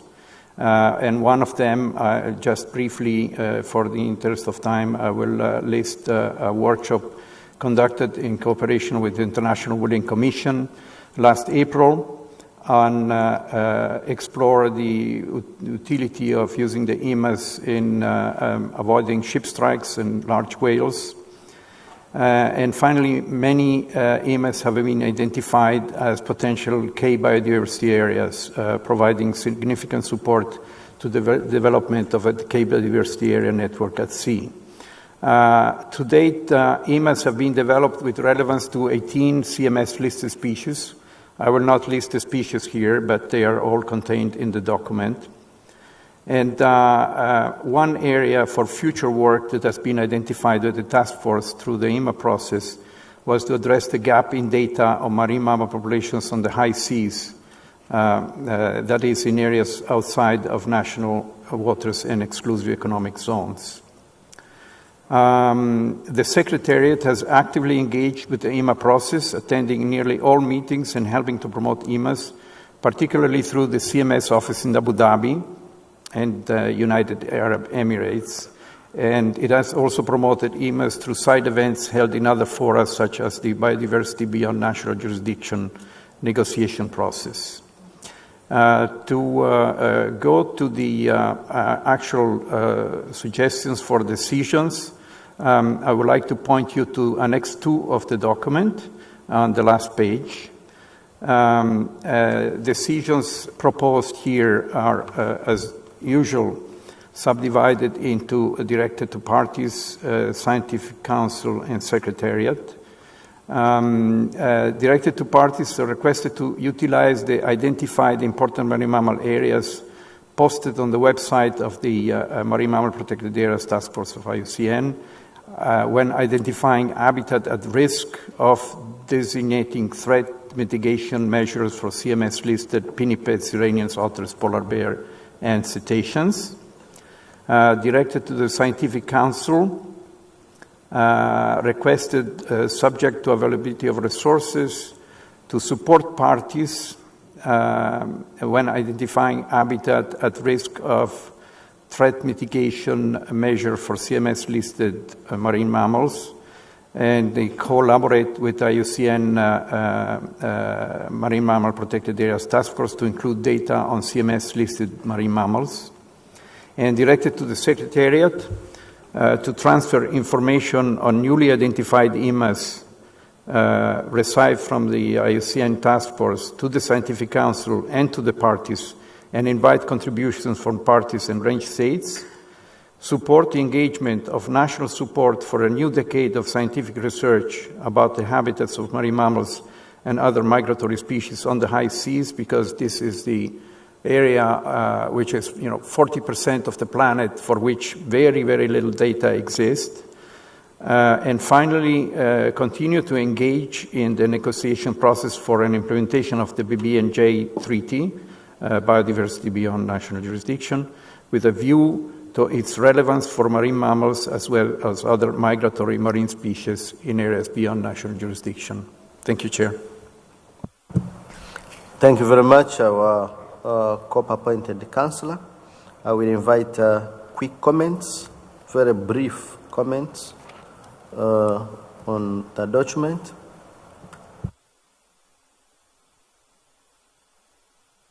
India, followed by European Union.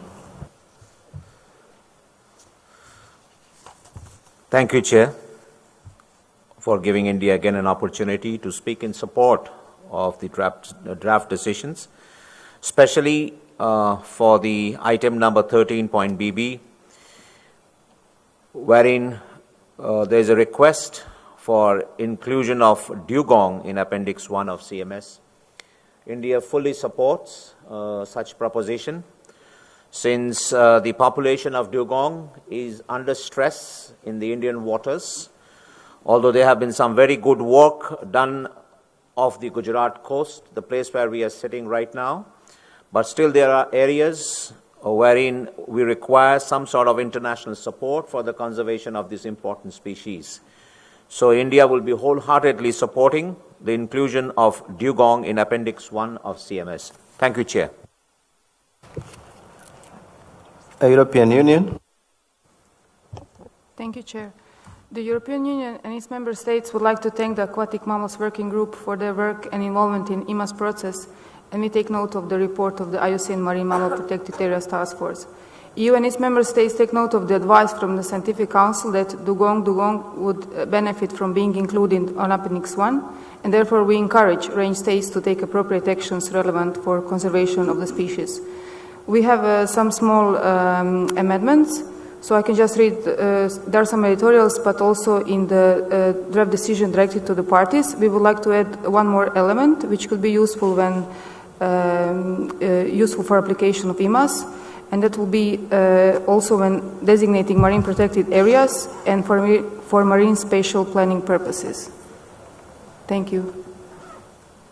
Thank you, EU. Please forward the comments to the Secretariat for integration and subsequent consideration by the working group.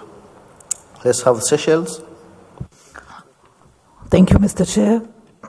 Seychelles is very pleased with the progress made in the work of identification of IMAs, and as a result of the work of the task force, one IMA was also identified in our waters, our World Heritage Site Aldabra. In regards to the listing of the dugong, Seychelles as a range state is fully supporting the listing of the dugong and will explore the appropriate action with fellow range state members. Thank you. Ocean Care. Thank you, Chair.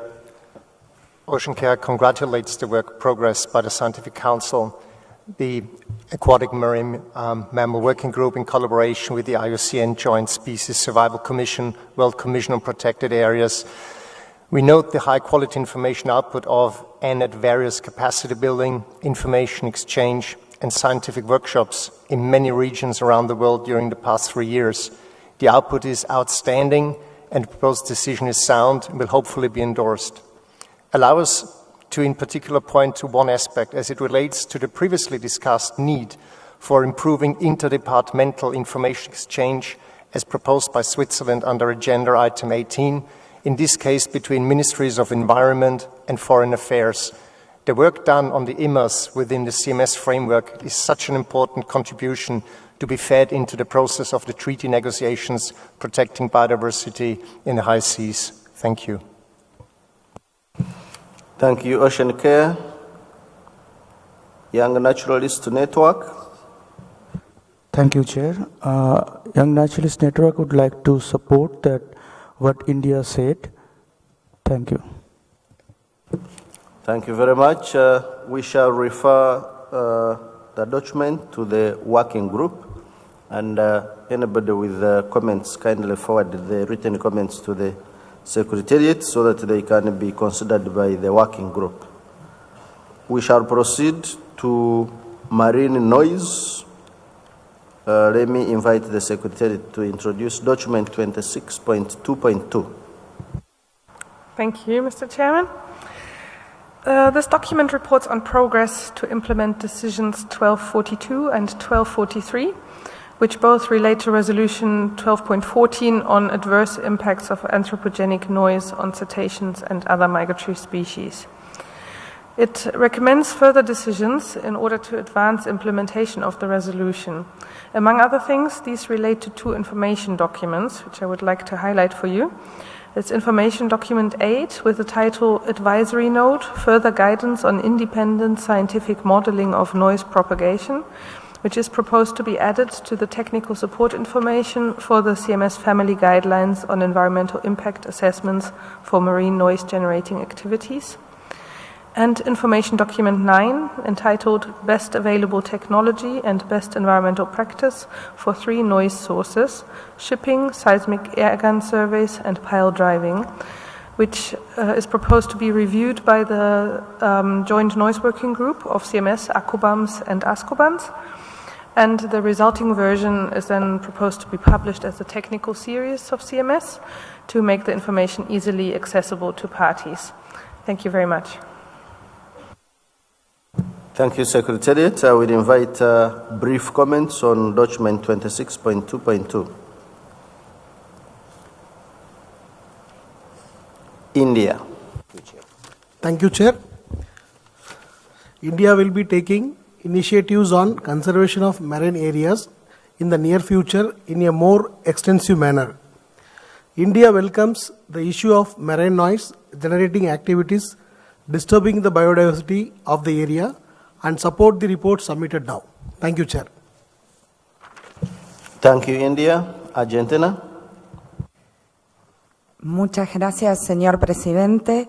La Argentina quiere destacar que esta propuesta ha sido de su gran agrado, dado que la Argentina está trabajando muchísimo este tema y también a nivel del Instituto Pesquero y a través del marco de la CBI con el Southern Ocean Research Partnership.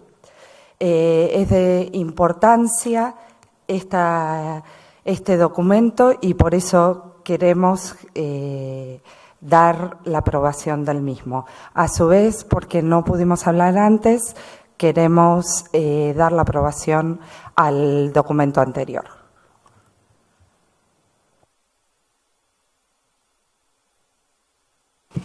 Thank you, Argentina. International Whaling Commission. Whaling Commission, wait a bit. Let's take Peru. Sorry, Whaling Commission, I will give you the floor. Let's first take Peru. Muchas gracias. El Perú, de la misma manera que Argentina, apoya este documento por considerarlo muy importante porque puede tener efectos en las rutas de las especies marinas si es que no se cuenta con protocolos y documentos de este tipo que desarrollan las medidas que se tienen que tomar necesariamente. Gracias.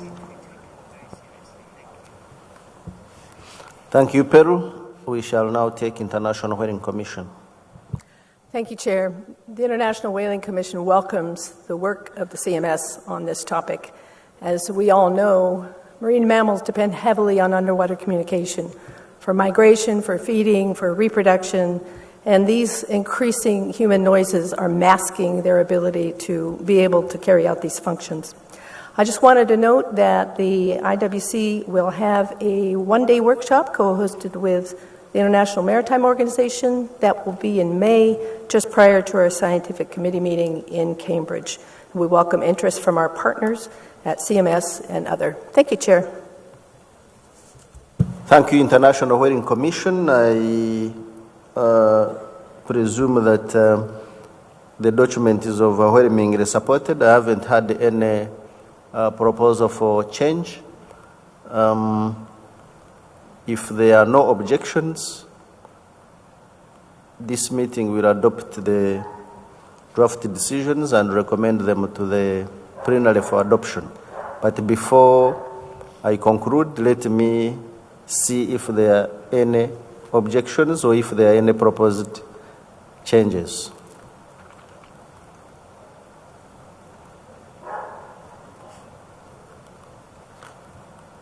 WWF. Thank you, Mr. Chair. And as this is the first time intervening, we would like to congratulate you on your election, congratulate Ms. Frankel on her confirmation and her appointment, and also, of course, to thank the Government of India for their excellent organisation and hospitality. Just sorry for taking the floor on such a small point, but we did have some small adjustments to these draft decisions that we had asked the Aquatic Working Group to consider, and they probably will consider them this evening. Thank you. Okay. Right. WWF kindly submit the written comments to the Secretariat.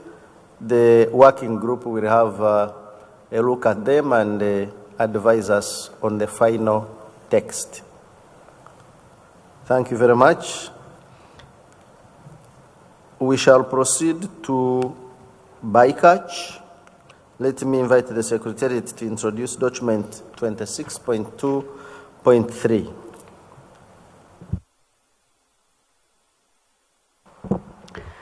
Thank you, Mr. Chair. I'm pleased to introduce the document 2623 on bycatch, which was prepared by the Secretariat. The document reports on a number of activities for marine mammals, turtles, seabirds that have been undertaken by the Scientific Council and the Secretariat to implement Resolution 12.22 on bycatch. And the document makes suggestions for future activities related to contractuant species, sharks and rays. In Annex 1 to this document, the Council recommends decisions directed to the parties, the Council and the Secretariat on concrete activities to implement Resolution 12.22, in particular on the application of existing new guidelines to reduce bycatch of marine mammals, reviewing the overall bycatch situation for aquatic species in general and for contractuant species in particular, and identifying appropriate bycatch mitigation measures. The document is accompanied by an addendum, document 2623 Addendum 1, which includes comments from the Scientific Council. Apart from general comments, the Sessional Committee made suggestions for amendments of the draft decision.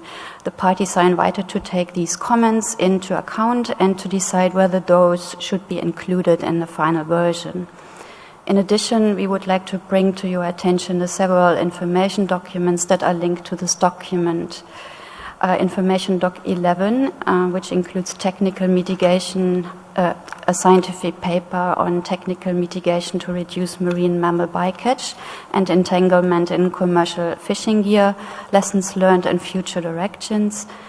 Information document 12 includes a report of the FAO expert workshop on means and methods for reducing marine mammal mortality in fishing and aquaculture operations. Document 13A includes FAO technical guidelines for responsible fisheries, fishing operations, and vessel monitoring systems. INF 13B includes is a part of the same document that was mentioned before, and includes the part on fishing operations best practices to reduce incidental catch of seabirds in capture fisheries. And a third part of that same document includes a part on best practices to improve safety at sea in the fisheries sector. The Conference of the Parties is recommended to adopt the draft decisions, which are contained in the annex to this document. Thank you very much. Thank you, Secretariat. We shall take comments, and I recognize India. Thank you, Mr. Chair, for giving India the opportunity. As already said, India is going ahead with marine conservation initiatives. In this context, India is proposing to undertake an assessment of marine mammals in Indian waters through a reputed scientific institution. This assessment would also consider the bycatch issues. Thank you, Mr. Chair. Thank you, India. We can take European Union. Let me clarify that comments from delegates should cover the addendum from the Scientific Council. European Union. Thank you, Chair.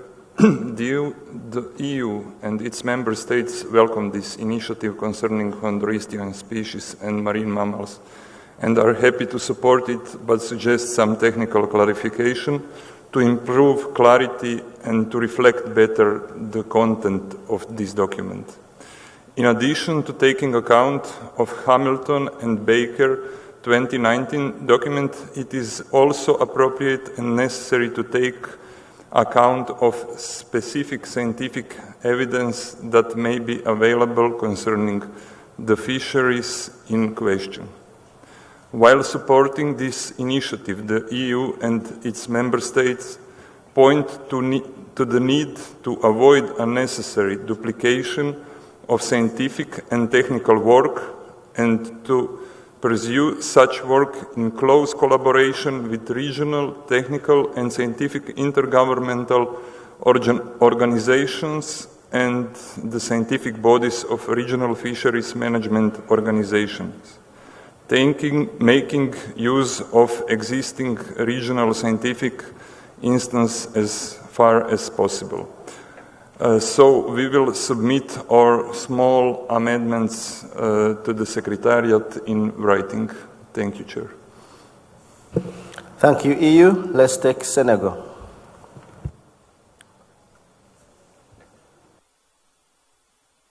Prenez encore la parole.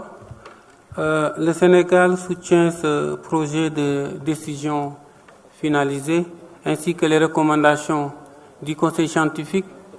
Je voudrais quand même expliquer le pourquoi nous soutenons ce projet de décision.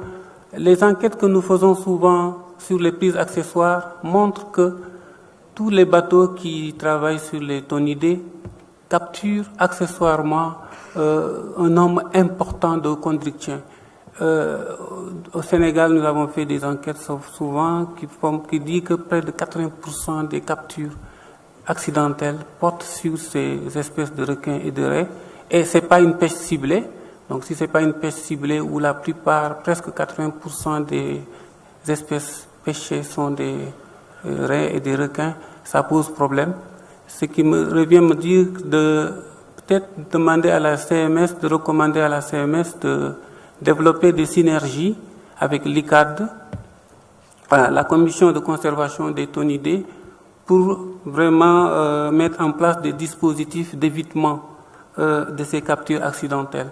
Je pense que ces synergies doivent être développées ensemble avec ces commissions qui travaillent sur les thonidés, puisque ce sont des bateaux qui capturent vraiment énormément de chondrichthiens.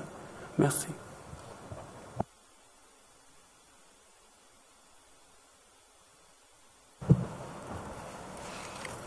Thank you, Senegal. We shall take New Zealand.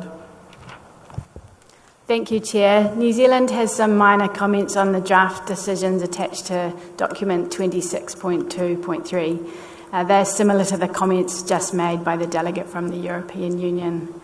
With respect to draft decisions 13.bb and 13.cc, New Zealand would like to reiterate the importance of also working with regional fisheries management organisations, particularly in regards to Chondrichthyon species, where many RFMOs have the mandate to implement catch measures, catch limits and bycatch mitigation measures. They will also hold up-to-date data on bycatch levels, which would be useful for the work set out in this decision. We've submitted a minor drafting suggestion to the Secretariat to reflect this point, but we'll perhaps look to work with the European Union to see if we can line up our comments. Thank you. Thank you, New Zealand. Let's take United Kingdom.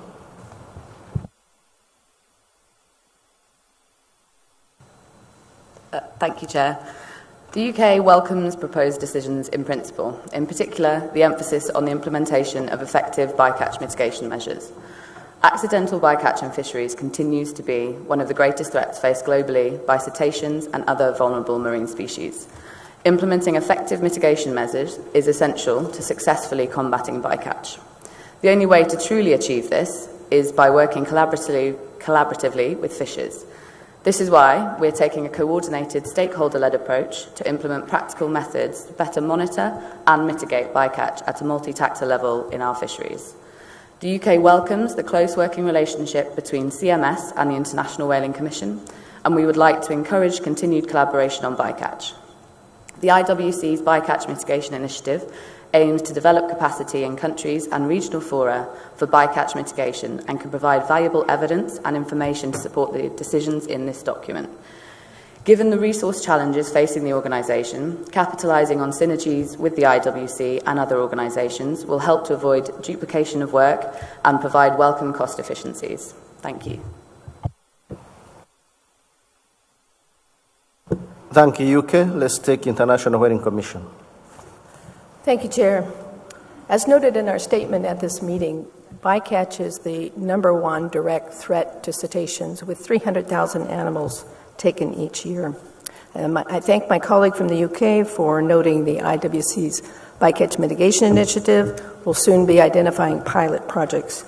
We welcome collaboration. We welcome the opportunity to get as much as we can out of our limited budgets by not having redundant work underway.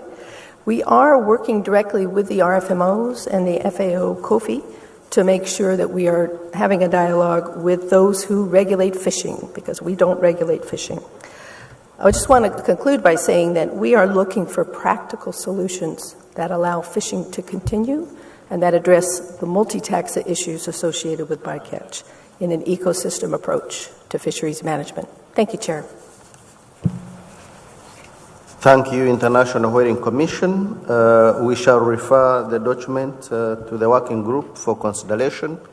All delegates with comments on the document kindly forward them to the Secretariat, and I take it that the working group and Secretariat will integrate the recommendations from the Scientific Council within the final document. Let's proceed to aquatic wild meat. I invite the Secretariat to introduce document 26.2.4. Thank you very much, Mr. Chairman. It's revision 1 that is before you of document 26.2.4. It reports on progress and implementation of decisions 1244 to 1246 on aquatic wild meat. It includes the progress report that the Aquatic Wild Meat Working Group of the Scientific Council presented to the last meeting of the Sessional Committee, as well as the draft decisions that are contained in Annex 1 and that the Scientific Council recommended for adoption. It is accompanied by 2 further annexes that were posted separately. These deal with the harvest of CMS Appendix 1 listed sharks and rays as aquatic wild meat, and the second one with determining the extent of interplay between bycatch and aquatic wild meat harvests. The results of these two papers are reflected in the draft decisions, which direct the Aquatic Wild Meat Working Group to increase collaboration with the Bycatch Working Group and to incorporate Appendix 1 listed sharks and rays into their future work. Thank you. Thank you, Secretariat. I will invite brief comments.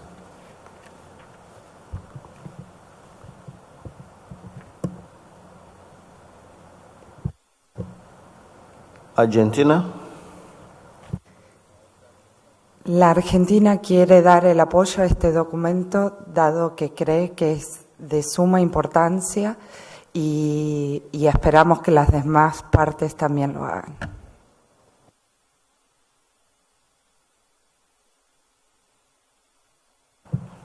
Thank you, Argentina. Do we have any? Yes, Ecuador. Gracias, señor presidente.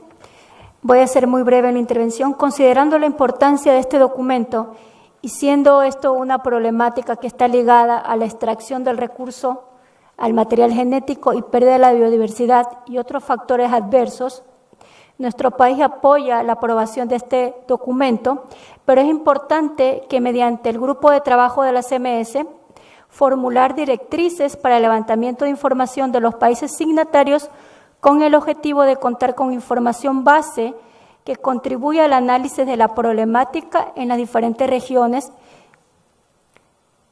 y poder obtener información para así tener resultados confiables que ayuden a las partes a tomar medidas en función a la legislación pertinente de cada una de nuestras regiones.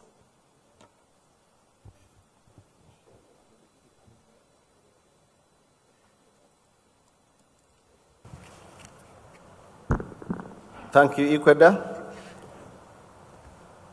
We shall take Ocean Care. Merci, Monsieur le Président. Allow me to do it in French.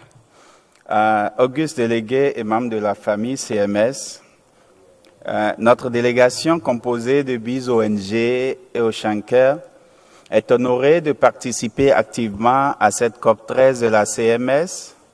Et avant tout, Monsieur le Président, chers collègues, permettez-moi, même si bon nombre de mes prédécesseurs l'ont déjà fait, de remercier et féliciter le gouvernement indien de nous accueillir chaleureusement dans cette belle cité de Gandhinagar, dans l'État de Gujarat. Chers collègues, la viande aquatique sauvage dans les régions côtières de l'Afrique de l'Ouest et du Centre fournit des services écosystémiques essentiels au bien-être des communautés locales. Elle assure non seulement la sécurité alimentaire, mais elle constitue également une composante essentielle dans les croyances locales. Mais malgré son importance avérée, cette ressource continue de diminuer drastiquement. Au cours du temps, la consommation de viande sauvage aquatique, l'accroissement des populations et le manque d'application des mesures de contrôle pour sévir face à l'utilisation ou au commerce de ces espèces aquatiques ne fait qu'exacerber la menace. Face au manque de possibilités d'emploi à cause de la réduction de leurs ressources naturelles, à leur vulnérabilité croissante au choc climatique et économique, les communautés locales n'hésitent plus à explorer d'autres options de moyens d'existence, parfois illégales. De ce fait, les prises accessoires, qui autrefois étaient rares, deviennent alors la norme. Certaines espèces dont les populations sont en déclin prennent de plus en plus de valeur, surtout sur le marché noir qui se développe dans plusieurs pays de la région, comme il a été souligné hier lors de notre événement parallèle sur le sujet. La menace est grandissante par ordre de croissance dans la région de considération aux tortues marines, aux crocodiles nains, aux dauphins, aux lamantins d'Afrique, varans et à de très nombreux oiseaux d'eau. Également, nos recherches sur le terrain ont révélé une responsabilité partagée pour cette menace croissante sur la viande aquatique sauvage en Afrique de l'Ouest. Les bateaux de pêche illicites et parfois même réglementaires, naviguant le long des côtes africaines, sont complices de la surexploitation des ressources halieutiques dans la région de l'Afrique de l'Ouest, contribuant ainsi à l'augmentation de la pression sur la viande aquatique sauvage par les communautés autochtones. Nous invitons alors instamment les parties à la CMS à approuver le plan d'action proposé pour le groupe de travail sur la viande aquatique sauvage du Conseil scientifique afin de travailler à approfondir les recherches sur les prises accessoires qui deviennent des captures ciblées, fournir une analyse complète de la situation et produire un rapport à ce sujet au Conseil scientifique afin de proposer des recommandations claires à la COP14 de la CMS. Soutenir le partenariat d'Abidjan pour la faune aquatique à travers l'élaboration de son plan d'action. Élaborer un plan d'action sous-régional pour la viande aquatique sauvage dans le golfe de Guinée pour examen par les États parties de l'aide de répartition de la région et favoriser ainsi l'élaboration de plans d'action nationaux pour les États parties de l'aide de répartition qui sont dans le besoin. Enfin, Monsieur le Président, chers collègues, avant de terminer mes propos, je voudrais ici saluer le travail remarquable et le soutien de Marguerite Prideau et d'Océan Cœur qui ont permis de réaliser et de soumettre à votre appréciation le rapport sur la viande aquatique sauvage dans les régions côtières du Bénin et du Togo, une étude sur la consommation et les facteurs. Je vous remercie.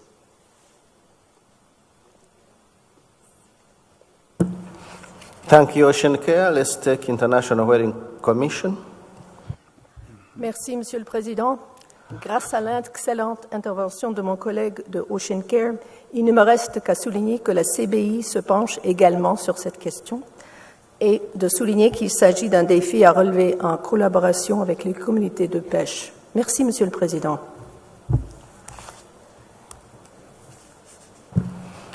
Thank you, International Whaling Commission. Do we have any proposed changes in the document 26.2.4, or we can conclude it here? I haven't had any delegation opposing the proposal. I now invite distinguished delegates, if there is any delegation that has proposed changes in the text. If there is none, I will take it that we don't need to waste the time of the working group. So, do we have any proposed change in text in the draft decision contained in Annex 1 to document 26.2.4?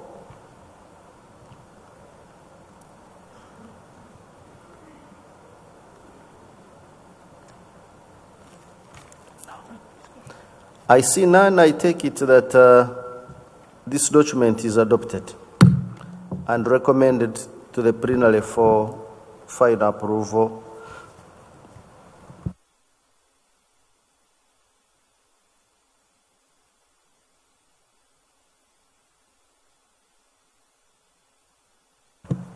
We shall proceed to Marine Wildlife Watching. I invite the Secretariat to introduce document 26.2.5. Thank you, Mr. Chair.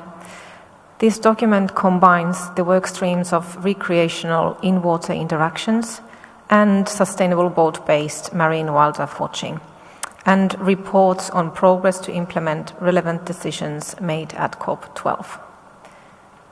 The Secretariat developed a review of existing guidelines and issues of concern related to recreational in-water interactions with aquatic species, which the COP is recommended to take note of.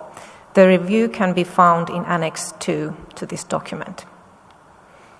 The Secretariat also worked closely with the International Whaling Commission to develop the joint IWC-CMS Whale Watching Handbook, to which you can find a link in document 26.2.5. Both activities were possible thanks to funds made available by the government of the Principality of Monaco under the Migratory Species Programme. Annex 1 lists draft decisions regarding marine wildlife watching, including 3 requests to parties. Addendum 1 contains a recommendation from the Sessional Committee of the Scientific Council to adopt the new draft decisions. Thank you. I now invite brief comments on document 26.2.5 and addendum from the Scientific Council on the same document. I recognize Brazil. Thank you, Chair. I would just like to say that we support this document and its recommended actions. In Brazil's opinion, marine wildlife watching is an activity that directly contributes to sustainable development, since it brings environmental, social, and economic benefit to countries and their local communities. And we will also present 2 small changes to the text regarding decision 13.aa. Thank you. Thank you, Brazil. Please provide the written comments to the Secretariat. Let's take Peru. Muchas gracias. El Perú también apoya el presente documento de la misma manera que Brasil, debido también a la importancia económica que se da como un nuevo plus el tema del avistamiento de fauna marina. En el Perú ya hemos trabajado una reglamentación que va a ordenar toda esta actividad, que es muy lucrativa, y que si no se tienen protocolos, no se cuenta con una reglamentación, puede afectar a las especies que son objeto de observación. De ahí radica mucha su importancia. Gracias. Thank you, Peru. Let's take Argentina. Para Argentina también este documento es de suma importancia, dado que en nuestra región de Patagonia está muy desarrollado esta actividad. Por eso apoyamos esta propuesta, al igual que Brasil y Perú.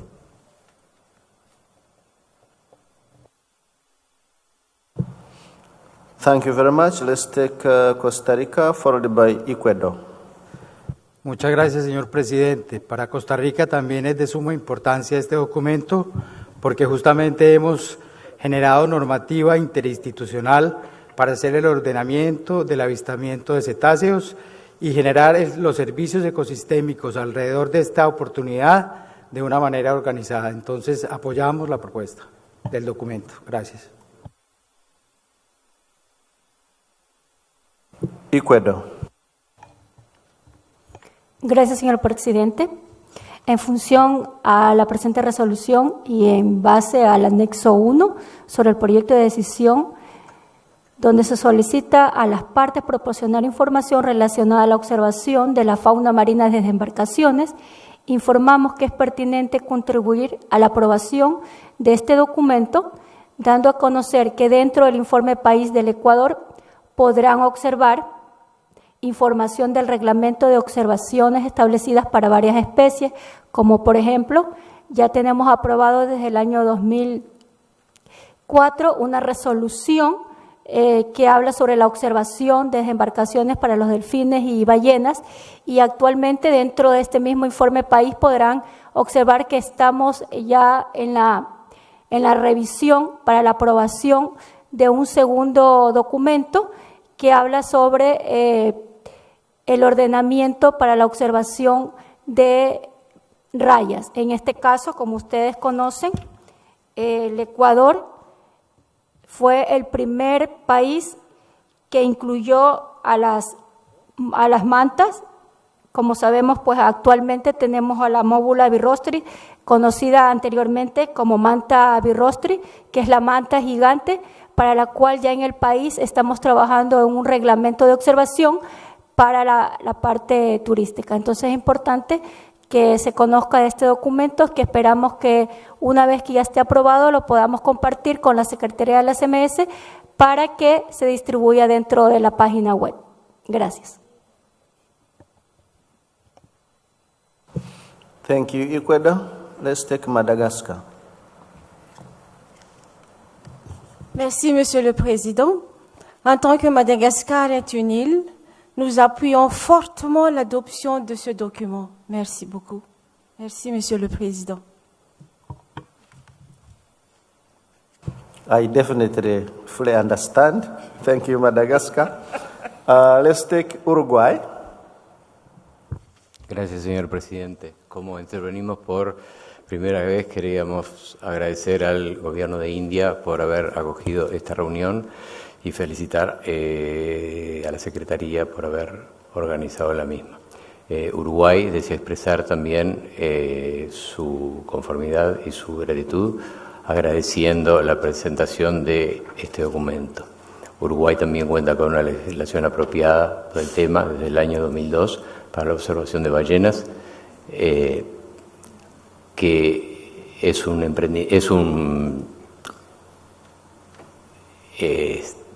el desarrollo de esto cuenta con algunos años, si bien no es tan desarrollado como en otros países de nuestra región, pero sí, contamos con reglamento, con una legislación y una reglamentación específica para observación de ballenas.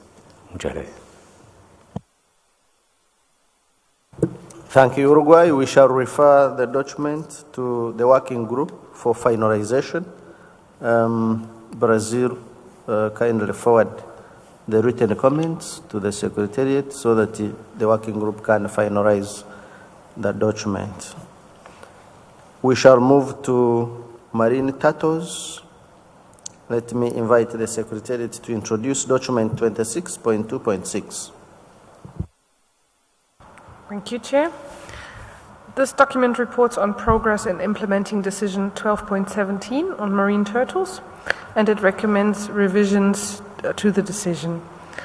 It proposes to carry forward the activities foreseen by COP12 in slightly amended form, increasing the collaborative components which will help to compensate the lack of turtle expertise in the Scientific Council.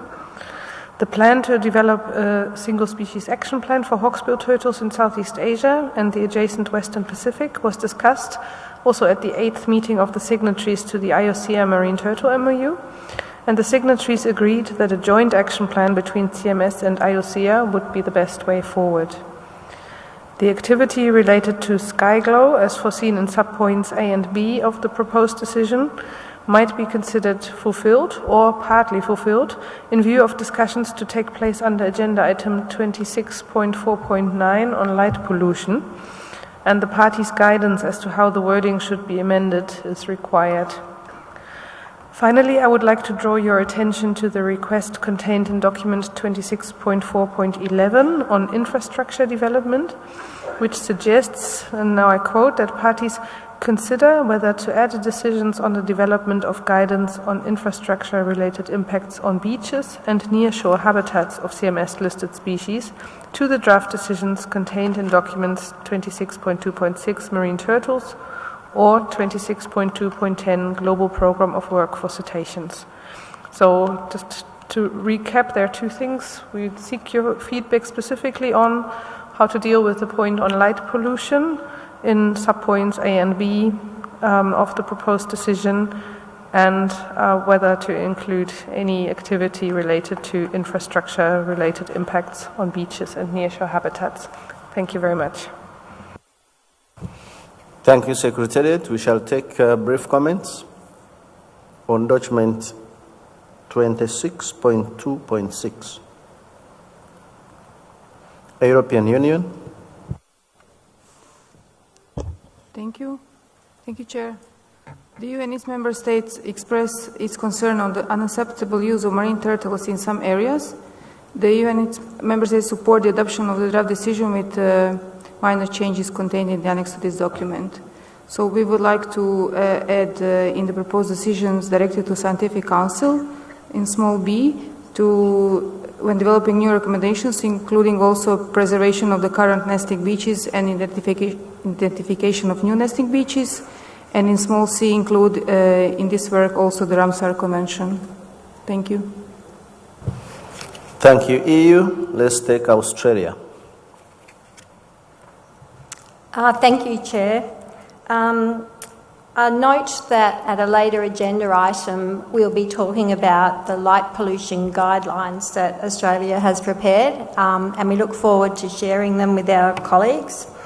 I'd like to raise the issue about the Single Species Action Plan. We note that IOCEA has not yet finalised the Hawksbill Conservation Assessment, and with finalisation anticipated by June 2020. I don't think that's happened yet. The joint CMS CITES report on the status, scope and trends of the legal and illegal international trade in marine turtles, its conservation impacts, management options and mitigation priorities was also not finalised at the recent CITES COP, with consideration of the report being undertaken during the intersessional period. Given that both of these documents will provide essential information required for the Hawksbill Single Species Action Plan, we recommend ensuring that these documents are finalised and accepted within their respective forums before the development of the Single Species Action Plan commences. We would also expect that signatory states to the IOCEA would take primary carriage for the development of a Hawksbill Single Species Action Plan, given the high level of relevant range states and expertise within that forum. Thank you. Thank you, Australia. Let's take Costa Rica, followed by Senegal. Muchas gracias, señor presidente. Costa Rica también, con gran preocupación en el tema de impacto lumínico, ha hecho esfuerzos por generar normativa para los desarrollos en las zonas de amortiguamiento de anidación de tortugas marinas, generando recomendaciones de densidad mínima en las infraestructuras y el tipo de iluminación que puede ser compatible a la anidación. Igualmente, en la sinergia con la Convención de CITES, en el pasado Ginebra, se aprobó en plenaria un documento de conservación específico para el tráfico ilegal de productos y subproductos de tortuga carey. Entonces, Costa Rica apoya este documento y lo ve con mucha posibilidad de hacer ese ordenamiento en desarrollo costero para reducir el impacto que está teniendo igual en este momento todas las playas de anidación. Muchas gracias.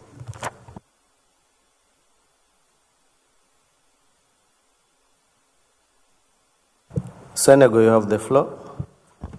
Merci beaucoup, Monsieur le Président.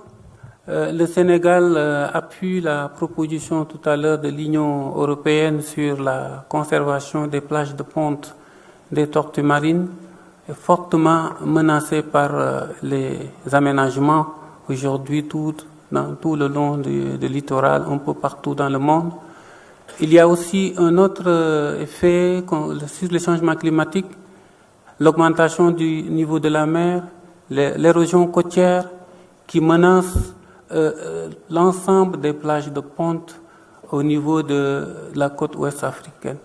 Nous pensons que intégrer un peu un paragraphe sur la conservation des zones de nidification nous paraît importante, et aussi la recherche de d'autres zones de nidification qui n'ont pas encore été identifiées.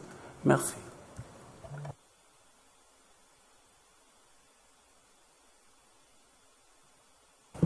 Thank you, Senegal. Let's take Peru. Gracias, señor presidente. El Perú también apoya este documento por considerarlo muy importante para la conservación de las especies de tortugas marinas, y comentar que el Perú recientemente ha aprobado el Plan Nacional para la Conservación de las 5 especies de tortugas marinas que ocurren en nuestro litoral, y para, sobre todo, proteger los sitios de nidificación, que tenemos uno muy importante. Muchas gracias. Brazil. Thank you very much, Chair. We'd just like to express our support also for this resolution, and also register here in these meetings, in these environmental meetings. Usually we only hear negative news, and we read the IPBES report. So I'd like to register that in this year, Brazil's conservation program for marine turtles has completed 40 years, and we're reaching already the number of 40 million hatchlings that have been returned to the sea. And fortunately, because of that, 3 of our 5 species are recovering their numbers, and it comes to show that activities, when they are planned, when they receive the adequate support, they can be successful, and there is hope for our migratory species. Thank you. Thank you, Brazil, and congratulations on the recovering species. Let's take CITES. Thank you, Mr. Chair. Would first of all like to thank again the host country in India for organizing this meeting in this spectacular venue, and also congratulate you, Mr. Chair, for your excellent guidance so far. Document 26.2.6 Ref 2 on marine turtles makes reference to the research on trade in marine turtles that was conducted by CITES and discussed at CITES COP18 in August of last year in Geneva. This work could be undertaken with the generous support from the European Union, the United States of America, and Australia. The studies in question are available at this CITES COP as Information Document 7. While agreeing to review these studies further, the parties to CITES at COP18 already adopted 8 comprehensive decisions based on this work. Decisions 18.210 to 18.217. Amongst them is a decision encouraging parties, the CITES Secretariat, and relevant multilateral agreements, such as CMS, AGOSIA, the Inter-American Convention for the Protection of and Conservation of Sea Turtles, the Ramsar Convention, and the SPO Protocol, to communicate and collaborate with each other on the management and sustainable use of marine turtles. Many other recommendations in the decisions that were agreed at COP18, which are directed to parties and to marine turtle range states, would similarly seem relevant to CMS. The present document on marine turtles has not reflected the outcomes of CITES COP18, but we hope that the tasks directed to the CMS parties and the CMS Scientific Council, which are proposed in the annex, will take into consideration CITES decisions 18210 to 18217 and their recommended actions. Thank you, Mr. Chair.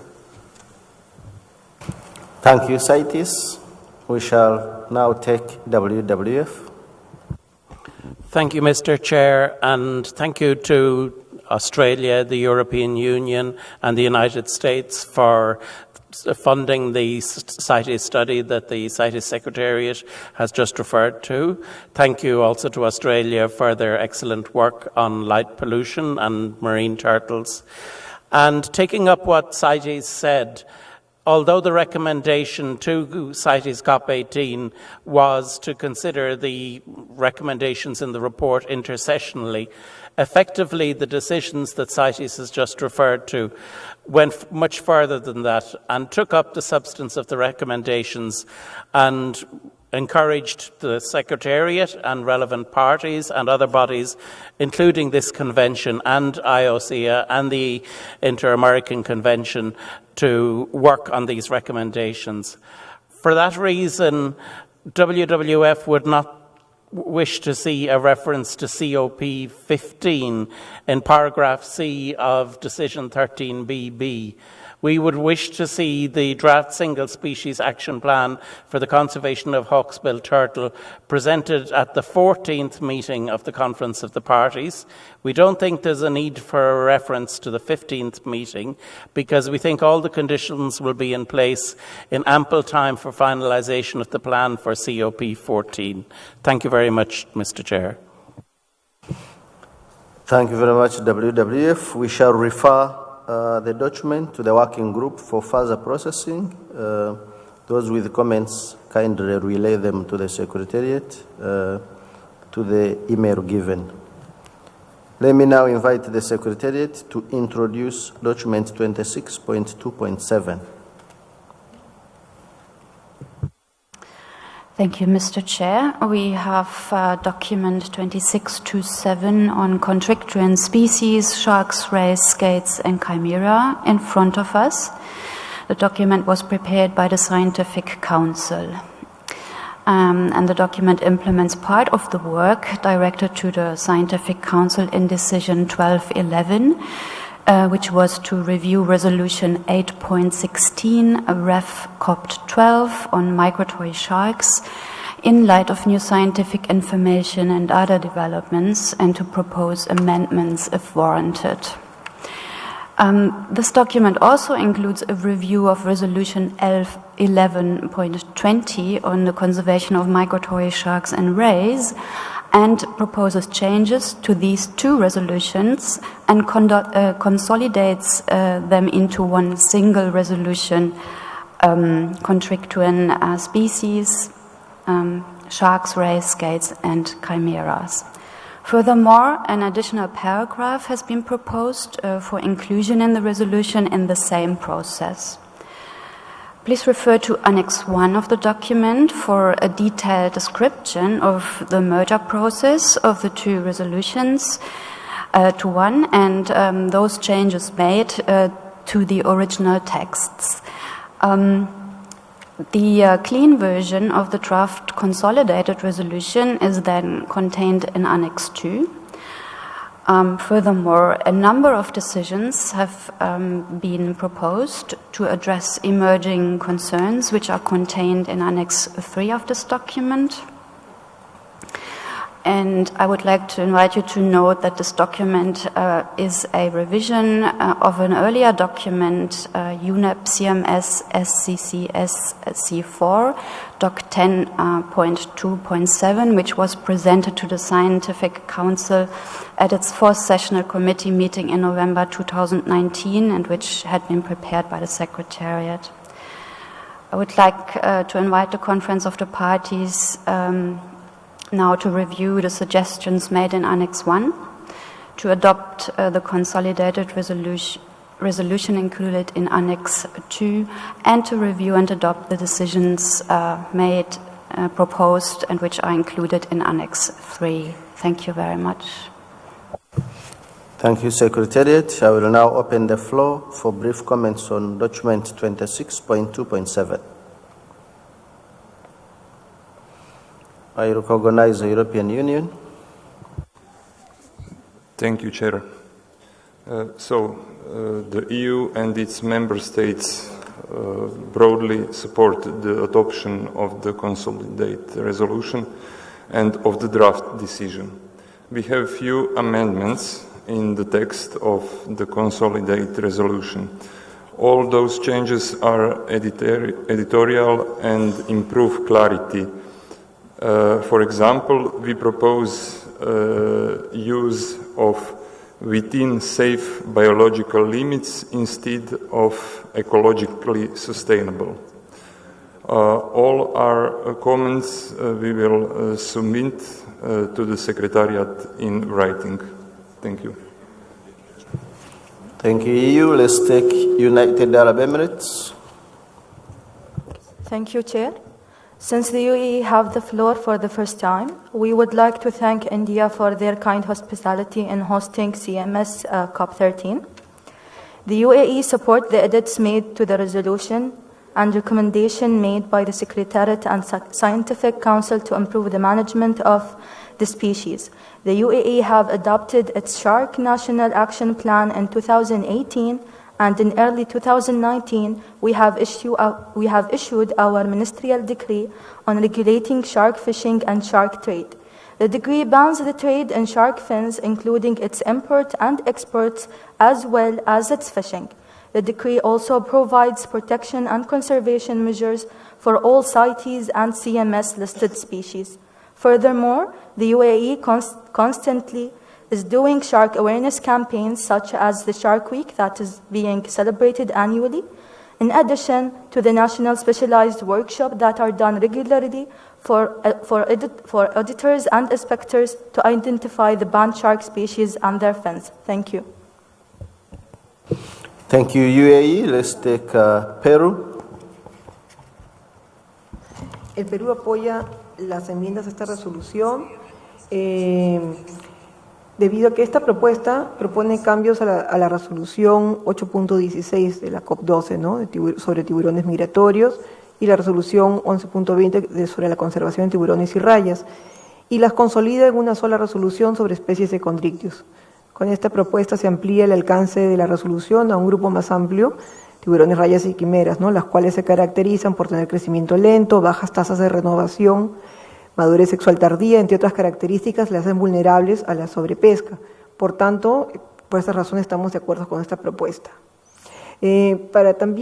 Esta propuesta implica que las partes se comprometerán a promover la mejora de fortalecimiento de capacidades y competencias institucionales en relación a la investigación de estas especies, mejorando así las capacidades en la identificación de los mismos, llevando a cabo evaluaciones de poblaciones, mejorando la tecnología de las artes de pesca para hacerlas más selectivas, monitoreando y documentando la pesquería dirigida a las especies de condrictos.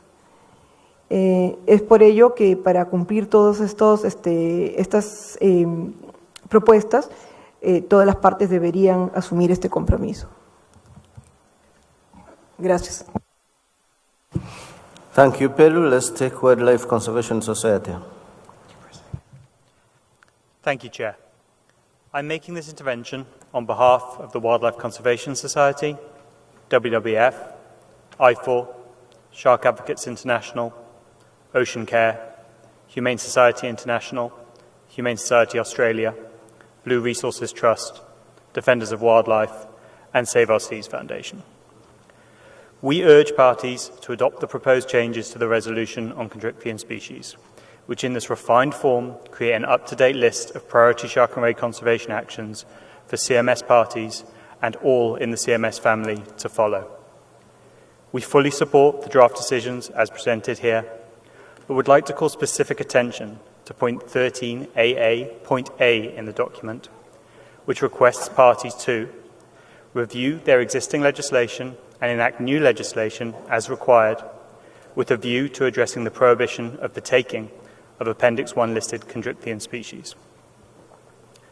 This decision is of paramount importance, given the slow progress to date on the implementation of CMS Appendix 1 listings in many countries, with a recent study finding that fewer than 30% of CMS parties have implemented domestic protections for relevant CMS Appendix 1 listed sharks and rays. CMS can and should continue to play a crucial role within global efforts to progress and coordinate efforts to conserve and manage the world's sharks and rays. However, with most species still almost unmanaged globally and many now in a critical conservation state, we don't have the luxury of delaying the development and implementation of robust conservation measures. Appendix 1 listed species, such as sawfish, mobulid rays, and the whale shark, face extinction in the near future unless we ensure that action is taken now. Our organisations all commit to working with the parties in follow-up to this COP as the urgent steps highlighted in these decisions are implemented. Thank you, Chair. Thank you, WCS. I recognize request for the floor by Madagascar. Madagascar, you have the floor. Merci, Monsieur le Président. Vu les menaces qui pèsent sur les requins et raies, Madagascar est devenu membre du mémorandum d'entente sur la conservation des requins et raies à Madagascar l'année 2017. Avec l'appui de WCS à Madagascar et les parties prenantes, Madagascar dispose actuellement d'un plan d'action national de conservation de ces espèces. Donc, cette proposition d'amendement du document sera le bienvenu pour Madagascar.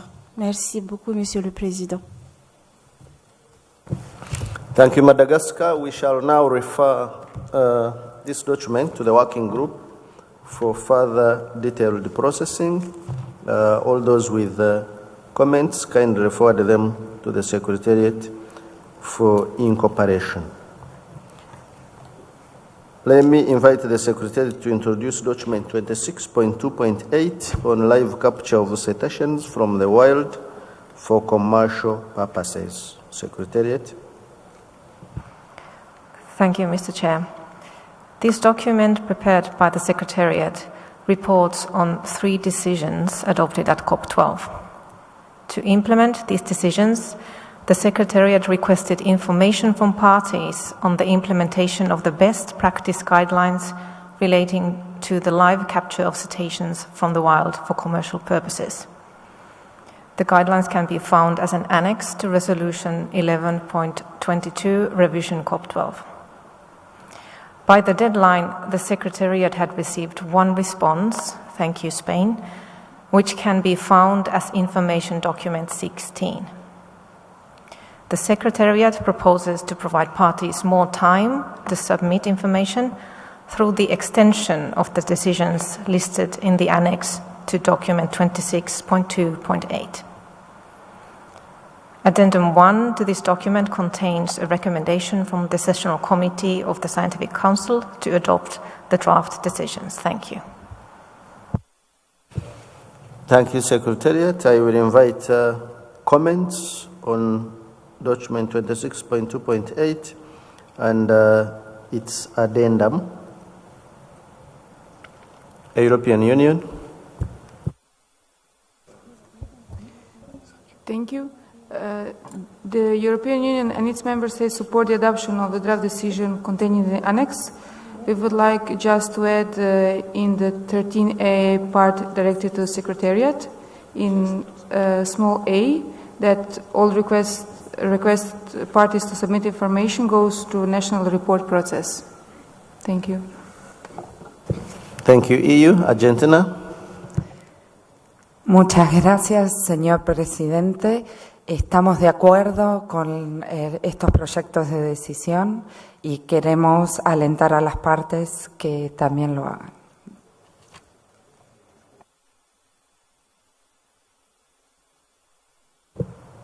Perú. Apoya el documento y solo mencionar que en Perú sí la captura de cetáceos con fines comerciales está prohibida, ¿no? Gracias.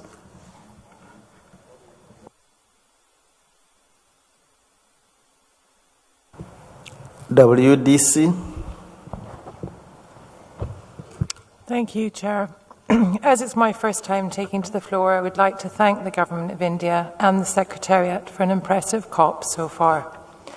As a partner to CMS and its daughter agreements, WDC celebrated the adoption by the parties to CMS in 2014 Resolution 11.22 on the live capture of cetaceans from the wild. The revision in 2017 to include the best practice guidelines to guide the parties in the implementation of this resolution. Tragically, however, as outlined in Information Document 21, live captures of small cetaceans are ongoing in some parts of the world. With the live capture of cetacean individuals increasingly controversial and governments around the world coming under pressure to end them, demand for cetacean individuals for public display in the growing number of aquaria in some countries has led some companies involved in the live captures to seek other possible sources from wild populations. In recent years, several African governments have faced proposals to allow captures from wild populations in their waters by international companies seeking individuals for their expanding markets. Recently, a CMS party issued a permit allowing the live capture of 25 bottlenose dolphins from its waters. Thankfully, no dolphins were caught. However, given the critical situation facing so many different species of small cetacean in the region, and the absence of any appropriate non-detriment finding, we strongly urge parties to refuse any requests for the live capture of cetaceans from their waters, as per Resolution 11.22, which all parties have adopted. Allowing captures from these populations would threaten local dolphin populations, many of whom are subject to additional threats, present serious health and welfare risks to the individuals captured, negatively impact individuals left behind in the populations targeted, and violate CMS party commitments to ending live captures of cetaceans from the wild.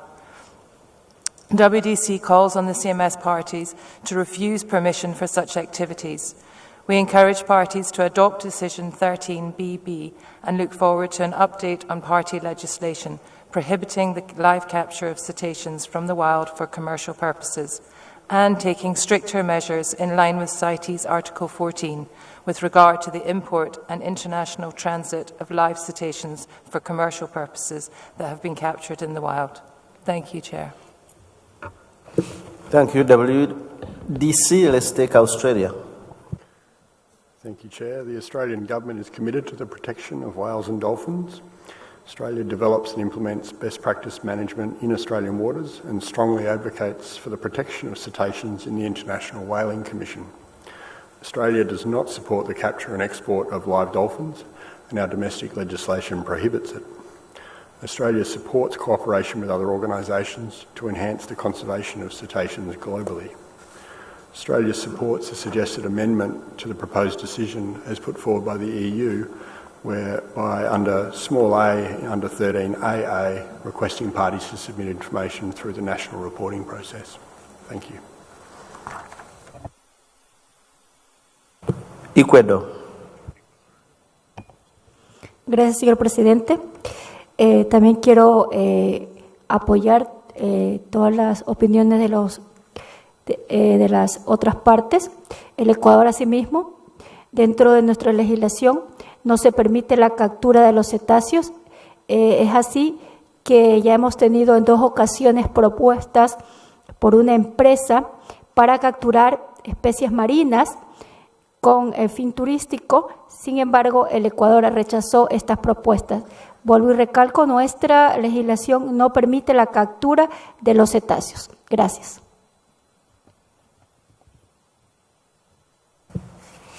Thank you, Ecuador. We shall refer the document to the working group for finalization. EU had some minor comments for change in improvement of language, and I think Australia. So kindly forward them to the Secretariat for integration, and the working group will finalize the document. Let me invite the Secretariat to introduce document 26.2.9 on a European eel. Secretariat, please.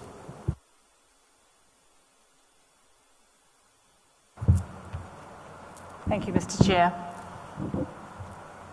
I'm pleased to introduce document 26.2.9, which has been prepared by the Secretariat. This document is submitted in connection with the Concerted Action 12.1 on the European eel, Anguilla. At the 3rd meeting of the Range States to the European eel in June 2019, participants requested the submission of a document to COP13 outlining potential next steps for the species. The document contains a draft outline of an action plan and a non-exhaustive list of threats, challenges and emerging issues facing the species for consideration by COP. Draft decisions are presented for possible adoption. And finally, the 4th Sessional Committee of the Scientific Council recommended to adopt the attached decisions. So just to reiterate, Mr. Chair, the Conference of the Parties is recommended to consider and provide any guidance on the list of threats and challenges developed by the 3rd meeting of the Range States, to review and provide any recommendations on the draft outline of the action plan, and to review and adopt the decisions. Thank you. Thank you, Secretariat. I will open the floor for brief comments on document 26.2.9. Belarus. Thank you, Mr. Chair. Distinguished delegates, I would like to present you a position of the Republic of Belarus on the issue of conservation of the European eel, but I'll present you very compressed situation, but the complete one will be handed over to the Secretariat afterwards. Republic of Belarus expresses its appreciation and supports efforts of international organizations and individual range states on conservation of European eel whale population. But it is necessary to mention that not all possible mechanisms have been engaged, and some of them have an adverse impact on. European eel is one of the most valuable and protected species of fish in the Republic of Belarus. Inland waters of the country are part of its natural eutrophic area, the juveniles of which migrate from the Baltic Sea along Baltic and Belarusian rivers. But after the damming of the flow of these streams outside the territory of Belarus, the maintenance of the Belarusian micropopulation of eel at a level ensuring the conservation and sustainable use of its resources, including the passage to transboundary water courses for spawning migrations, was ensured by periodically stocking water bodies of Belarus with juvenile eel imported from European countries, but in particular France and England.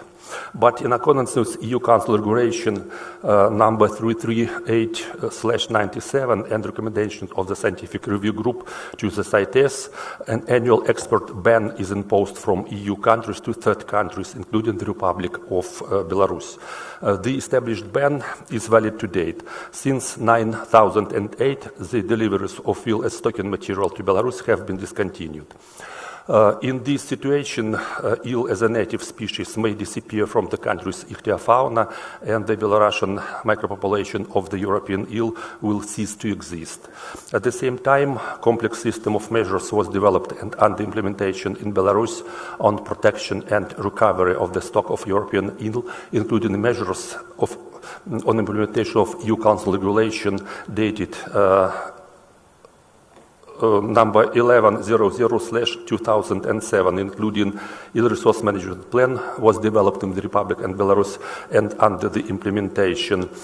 Despite all the proposals on development of a joint eel management plan on the transboundary water courses, there was no common understanding has been found with neighboring EU countries, despite the fact that in accordance with the requirements of the EU Council Regulation number 1100/2007, where an eel river basin extends beyond the territory of the community, the member states involved shall endeavor to develop an eel management plan in coordination with the relevant third countries.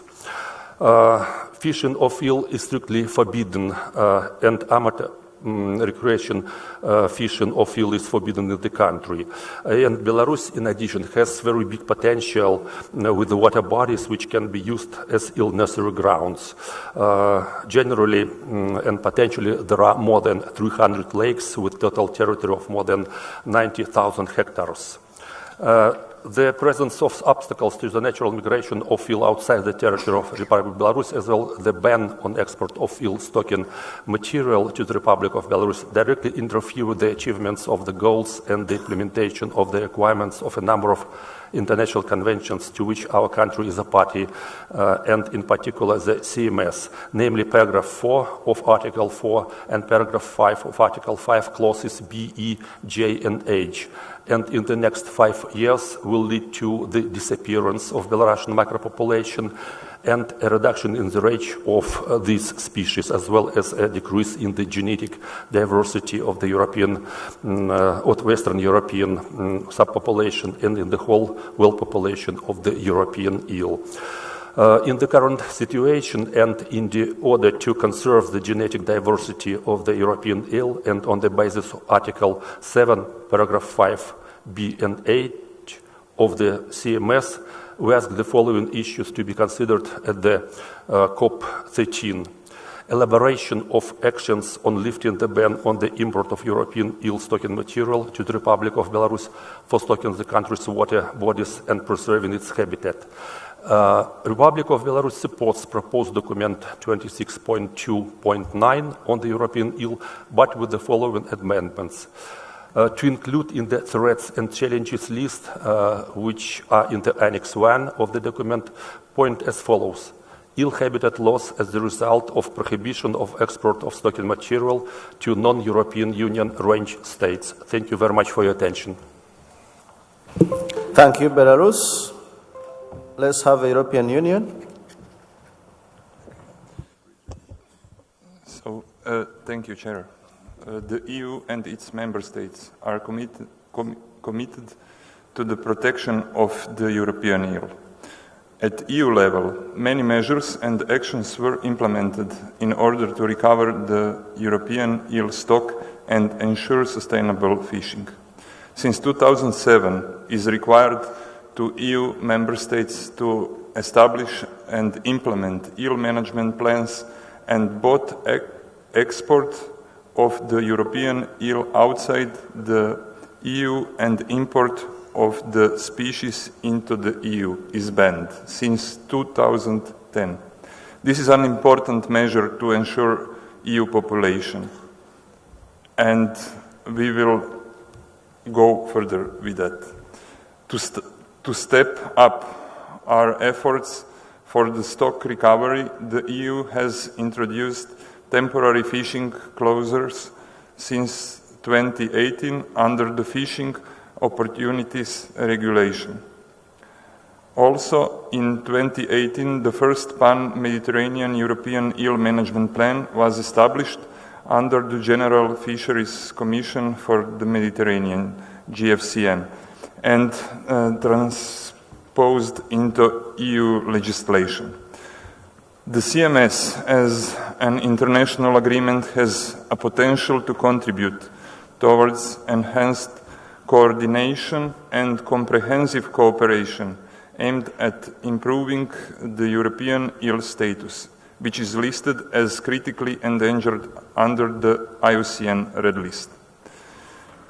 In this context, the EU and its member states welcome this initiative concerning the development of a non-binding action plan for the European eel, and are ready to support it as this would strengthen international cooperation and be an added value for the conservation of this species. The discussion at this COP13 meeting should focus on the structure and scope of the proposed action plan for the European eel. We therefore suggest some technical clarification and some addition to reflect better the content.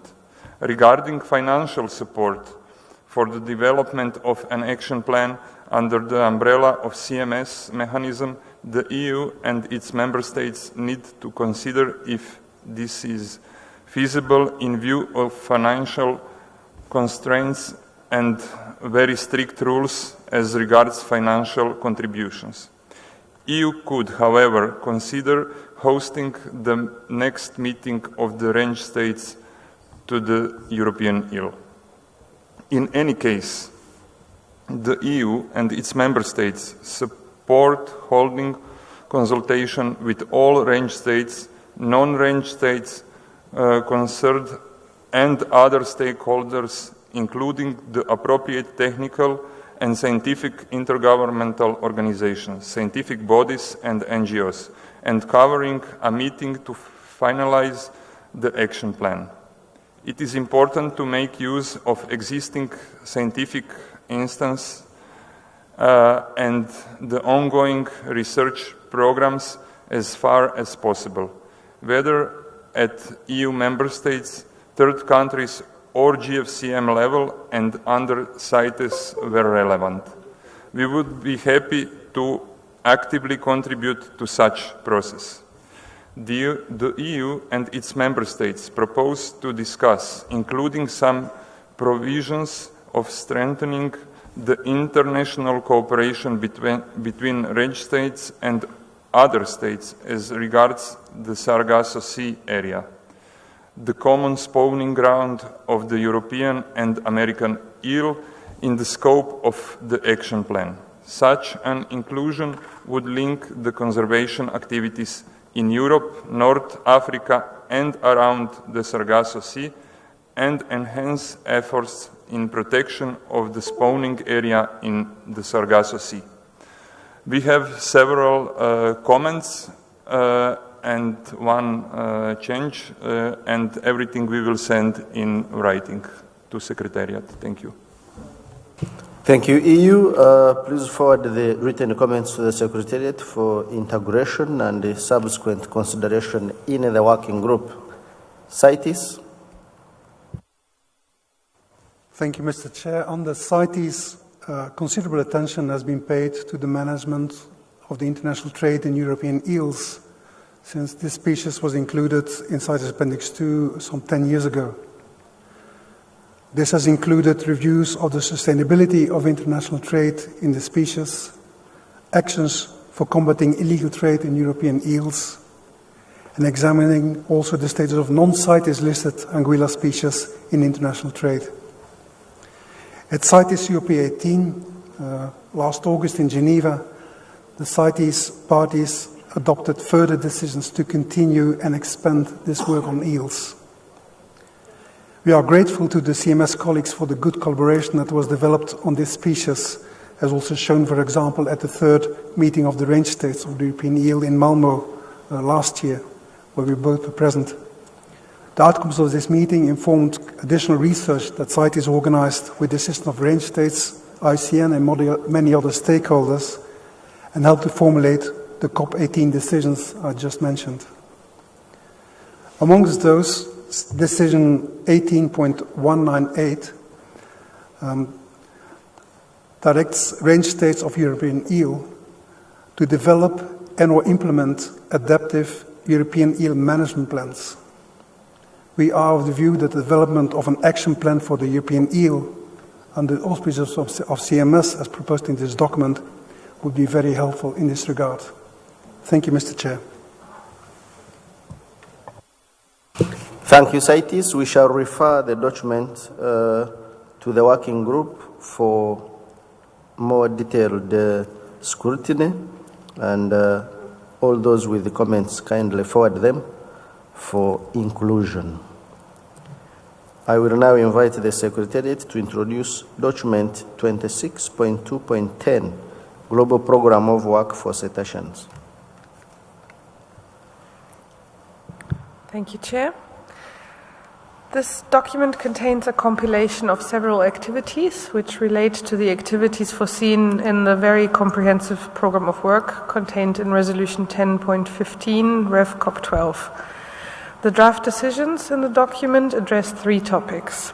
First, Decision 12.16, which foresees the development of similar work programs for other aquatic mammal species, is proposed for renewal in amended form. Second, part of the decision dealing with recreational in-water interaction with aquatic mammals, but actually addressing wider issues faced by cetaceans in the Red Sea, is reported on. A review of threats was submitted by the appointed Councillor for Aquatic Mammals and is attached as Annex 1 to the document. The authors recommend the development of an action plan for the cetacean populations found in the Red Sea. Third, a new work area focusing on the role of whales in ecosystems to be addressed in collaboration with the International Whaling Commission is being introduced. These three topics all address issues relevant to Resolution 1015 Rev. COP12, but the proposed draft decisions in Annex 2 of this document are not an attempt to cover all regions or topics included in the resolution. There is clearly scope for many more activities, as has also been pointed out by some partners in advance of this meeting, and the support to the Council and the Secretariat in addressing more issues will be most welcome. Finally, as already mentioned when we discussed marine turtles, document 26.4.11 on infrastructure development suggests that parties consider whether a decision on the development of guidance on infrastructure-related impacts on beaches and nearshore habitats should be added potentially to this decision as well. Thank you very much. Thank you, Secretariat. We have up to around 4 minutes to conclude the discussion. May I kindly request the interpreters to add us kindly, if you could add us 5 minutes only, we would appreciate. Yes, that's fine. Thank you very much. We have green light from the interpreters for 5 extra minutes, so we shall immediately take comments on document 26.2.10, starting with Brazil. Thank you, Chair. Brazil would like to state that we support the global program of work for cetaceans, and we would like especially to highlight the activities related to the conservation and management of whales and their habitats in the South Atlantic region, as approved in Resolution 12.17. These activities are part of a larger effort from the range states, especially related to the proposal of creation of a South Atlantic whale sanctuary. And to reflect Resolution 12.17, we will present an amendment to this document.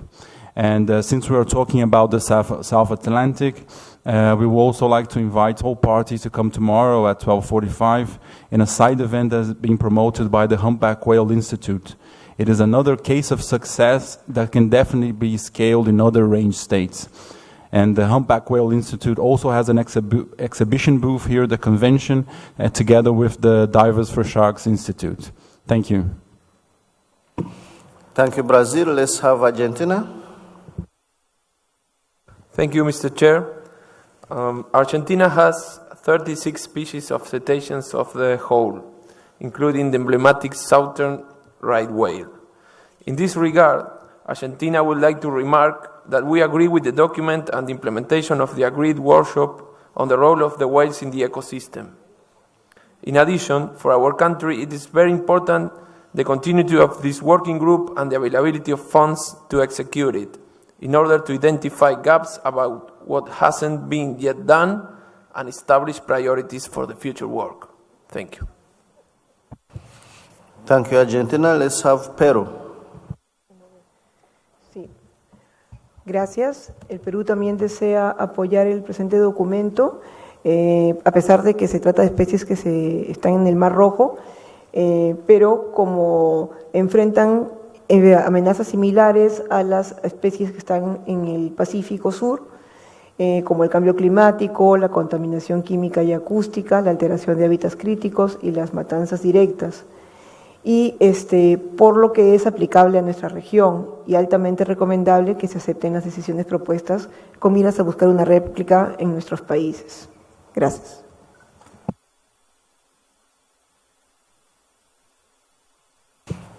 Thank you, Peru. Let's take as our last intervention WDC. Thank you, Chair. I would just like to also thank Brazil, Argentina and Peru for their comments of support. The Global Programme of Work is an incredibly important document that helps to guide the work relative to the protection of all migratory species of whale, dolphin and porpoise. To date, it has helped to address the wider issues that we've heard about, including the aquatic wild meat and the roles of whales and dolphins in the ecosystem. WDC continues to fully support the work to date and has submitted minor comments and suggestions to the Aquatic Working Group relative to a request for the Aquatic Mammals Working Group to undertake a revision for the programme of work leading up to COP14, including a review of the implementation of the programme of work, the preparation of a gap analysis and the identification of priorities for cetaceans going forward. Thank you. Thank you, WDC, and that brings us to the end of agenda item 26.2. I will now invite the Secretariat to make administrative and logistical announcements. Thank you, Chair.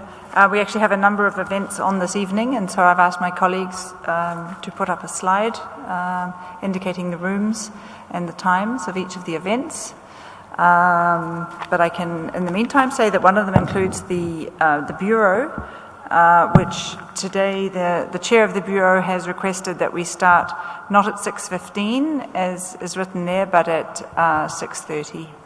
So the Bureau will start at 6:30. All other meetings will be at the time and the room indicated here on the boards, and they'll also be outside on the small signboards that indicate rooms for you. So that's all, Mr. Chair. Thank you. Thank you very much, Secretariat, and this brings us to the end of business for today. We meet again tomorrow, same time, 9:30, and enjoy the rest of the evening in the working groups. This meeting is adjourned.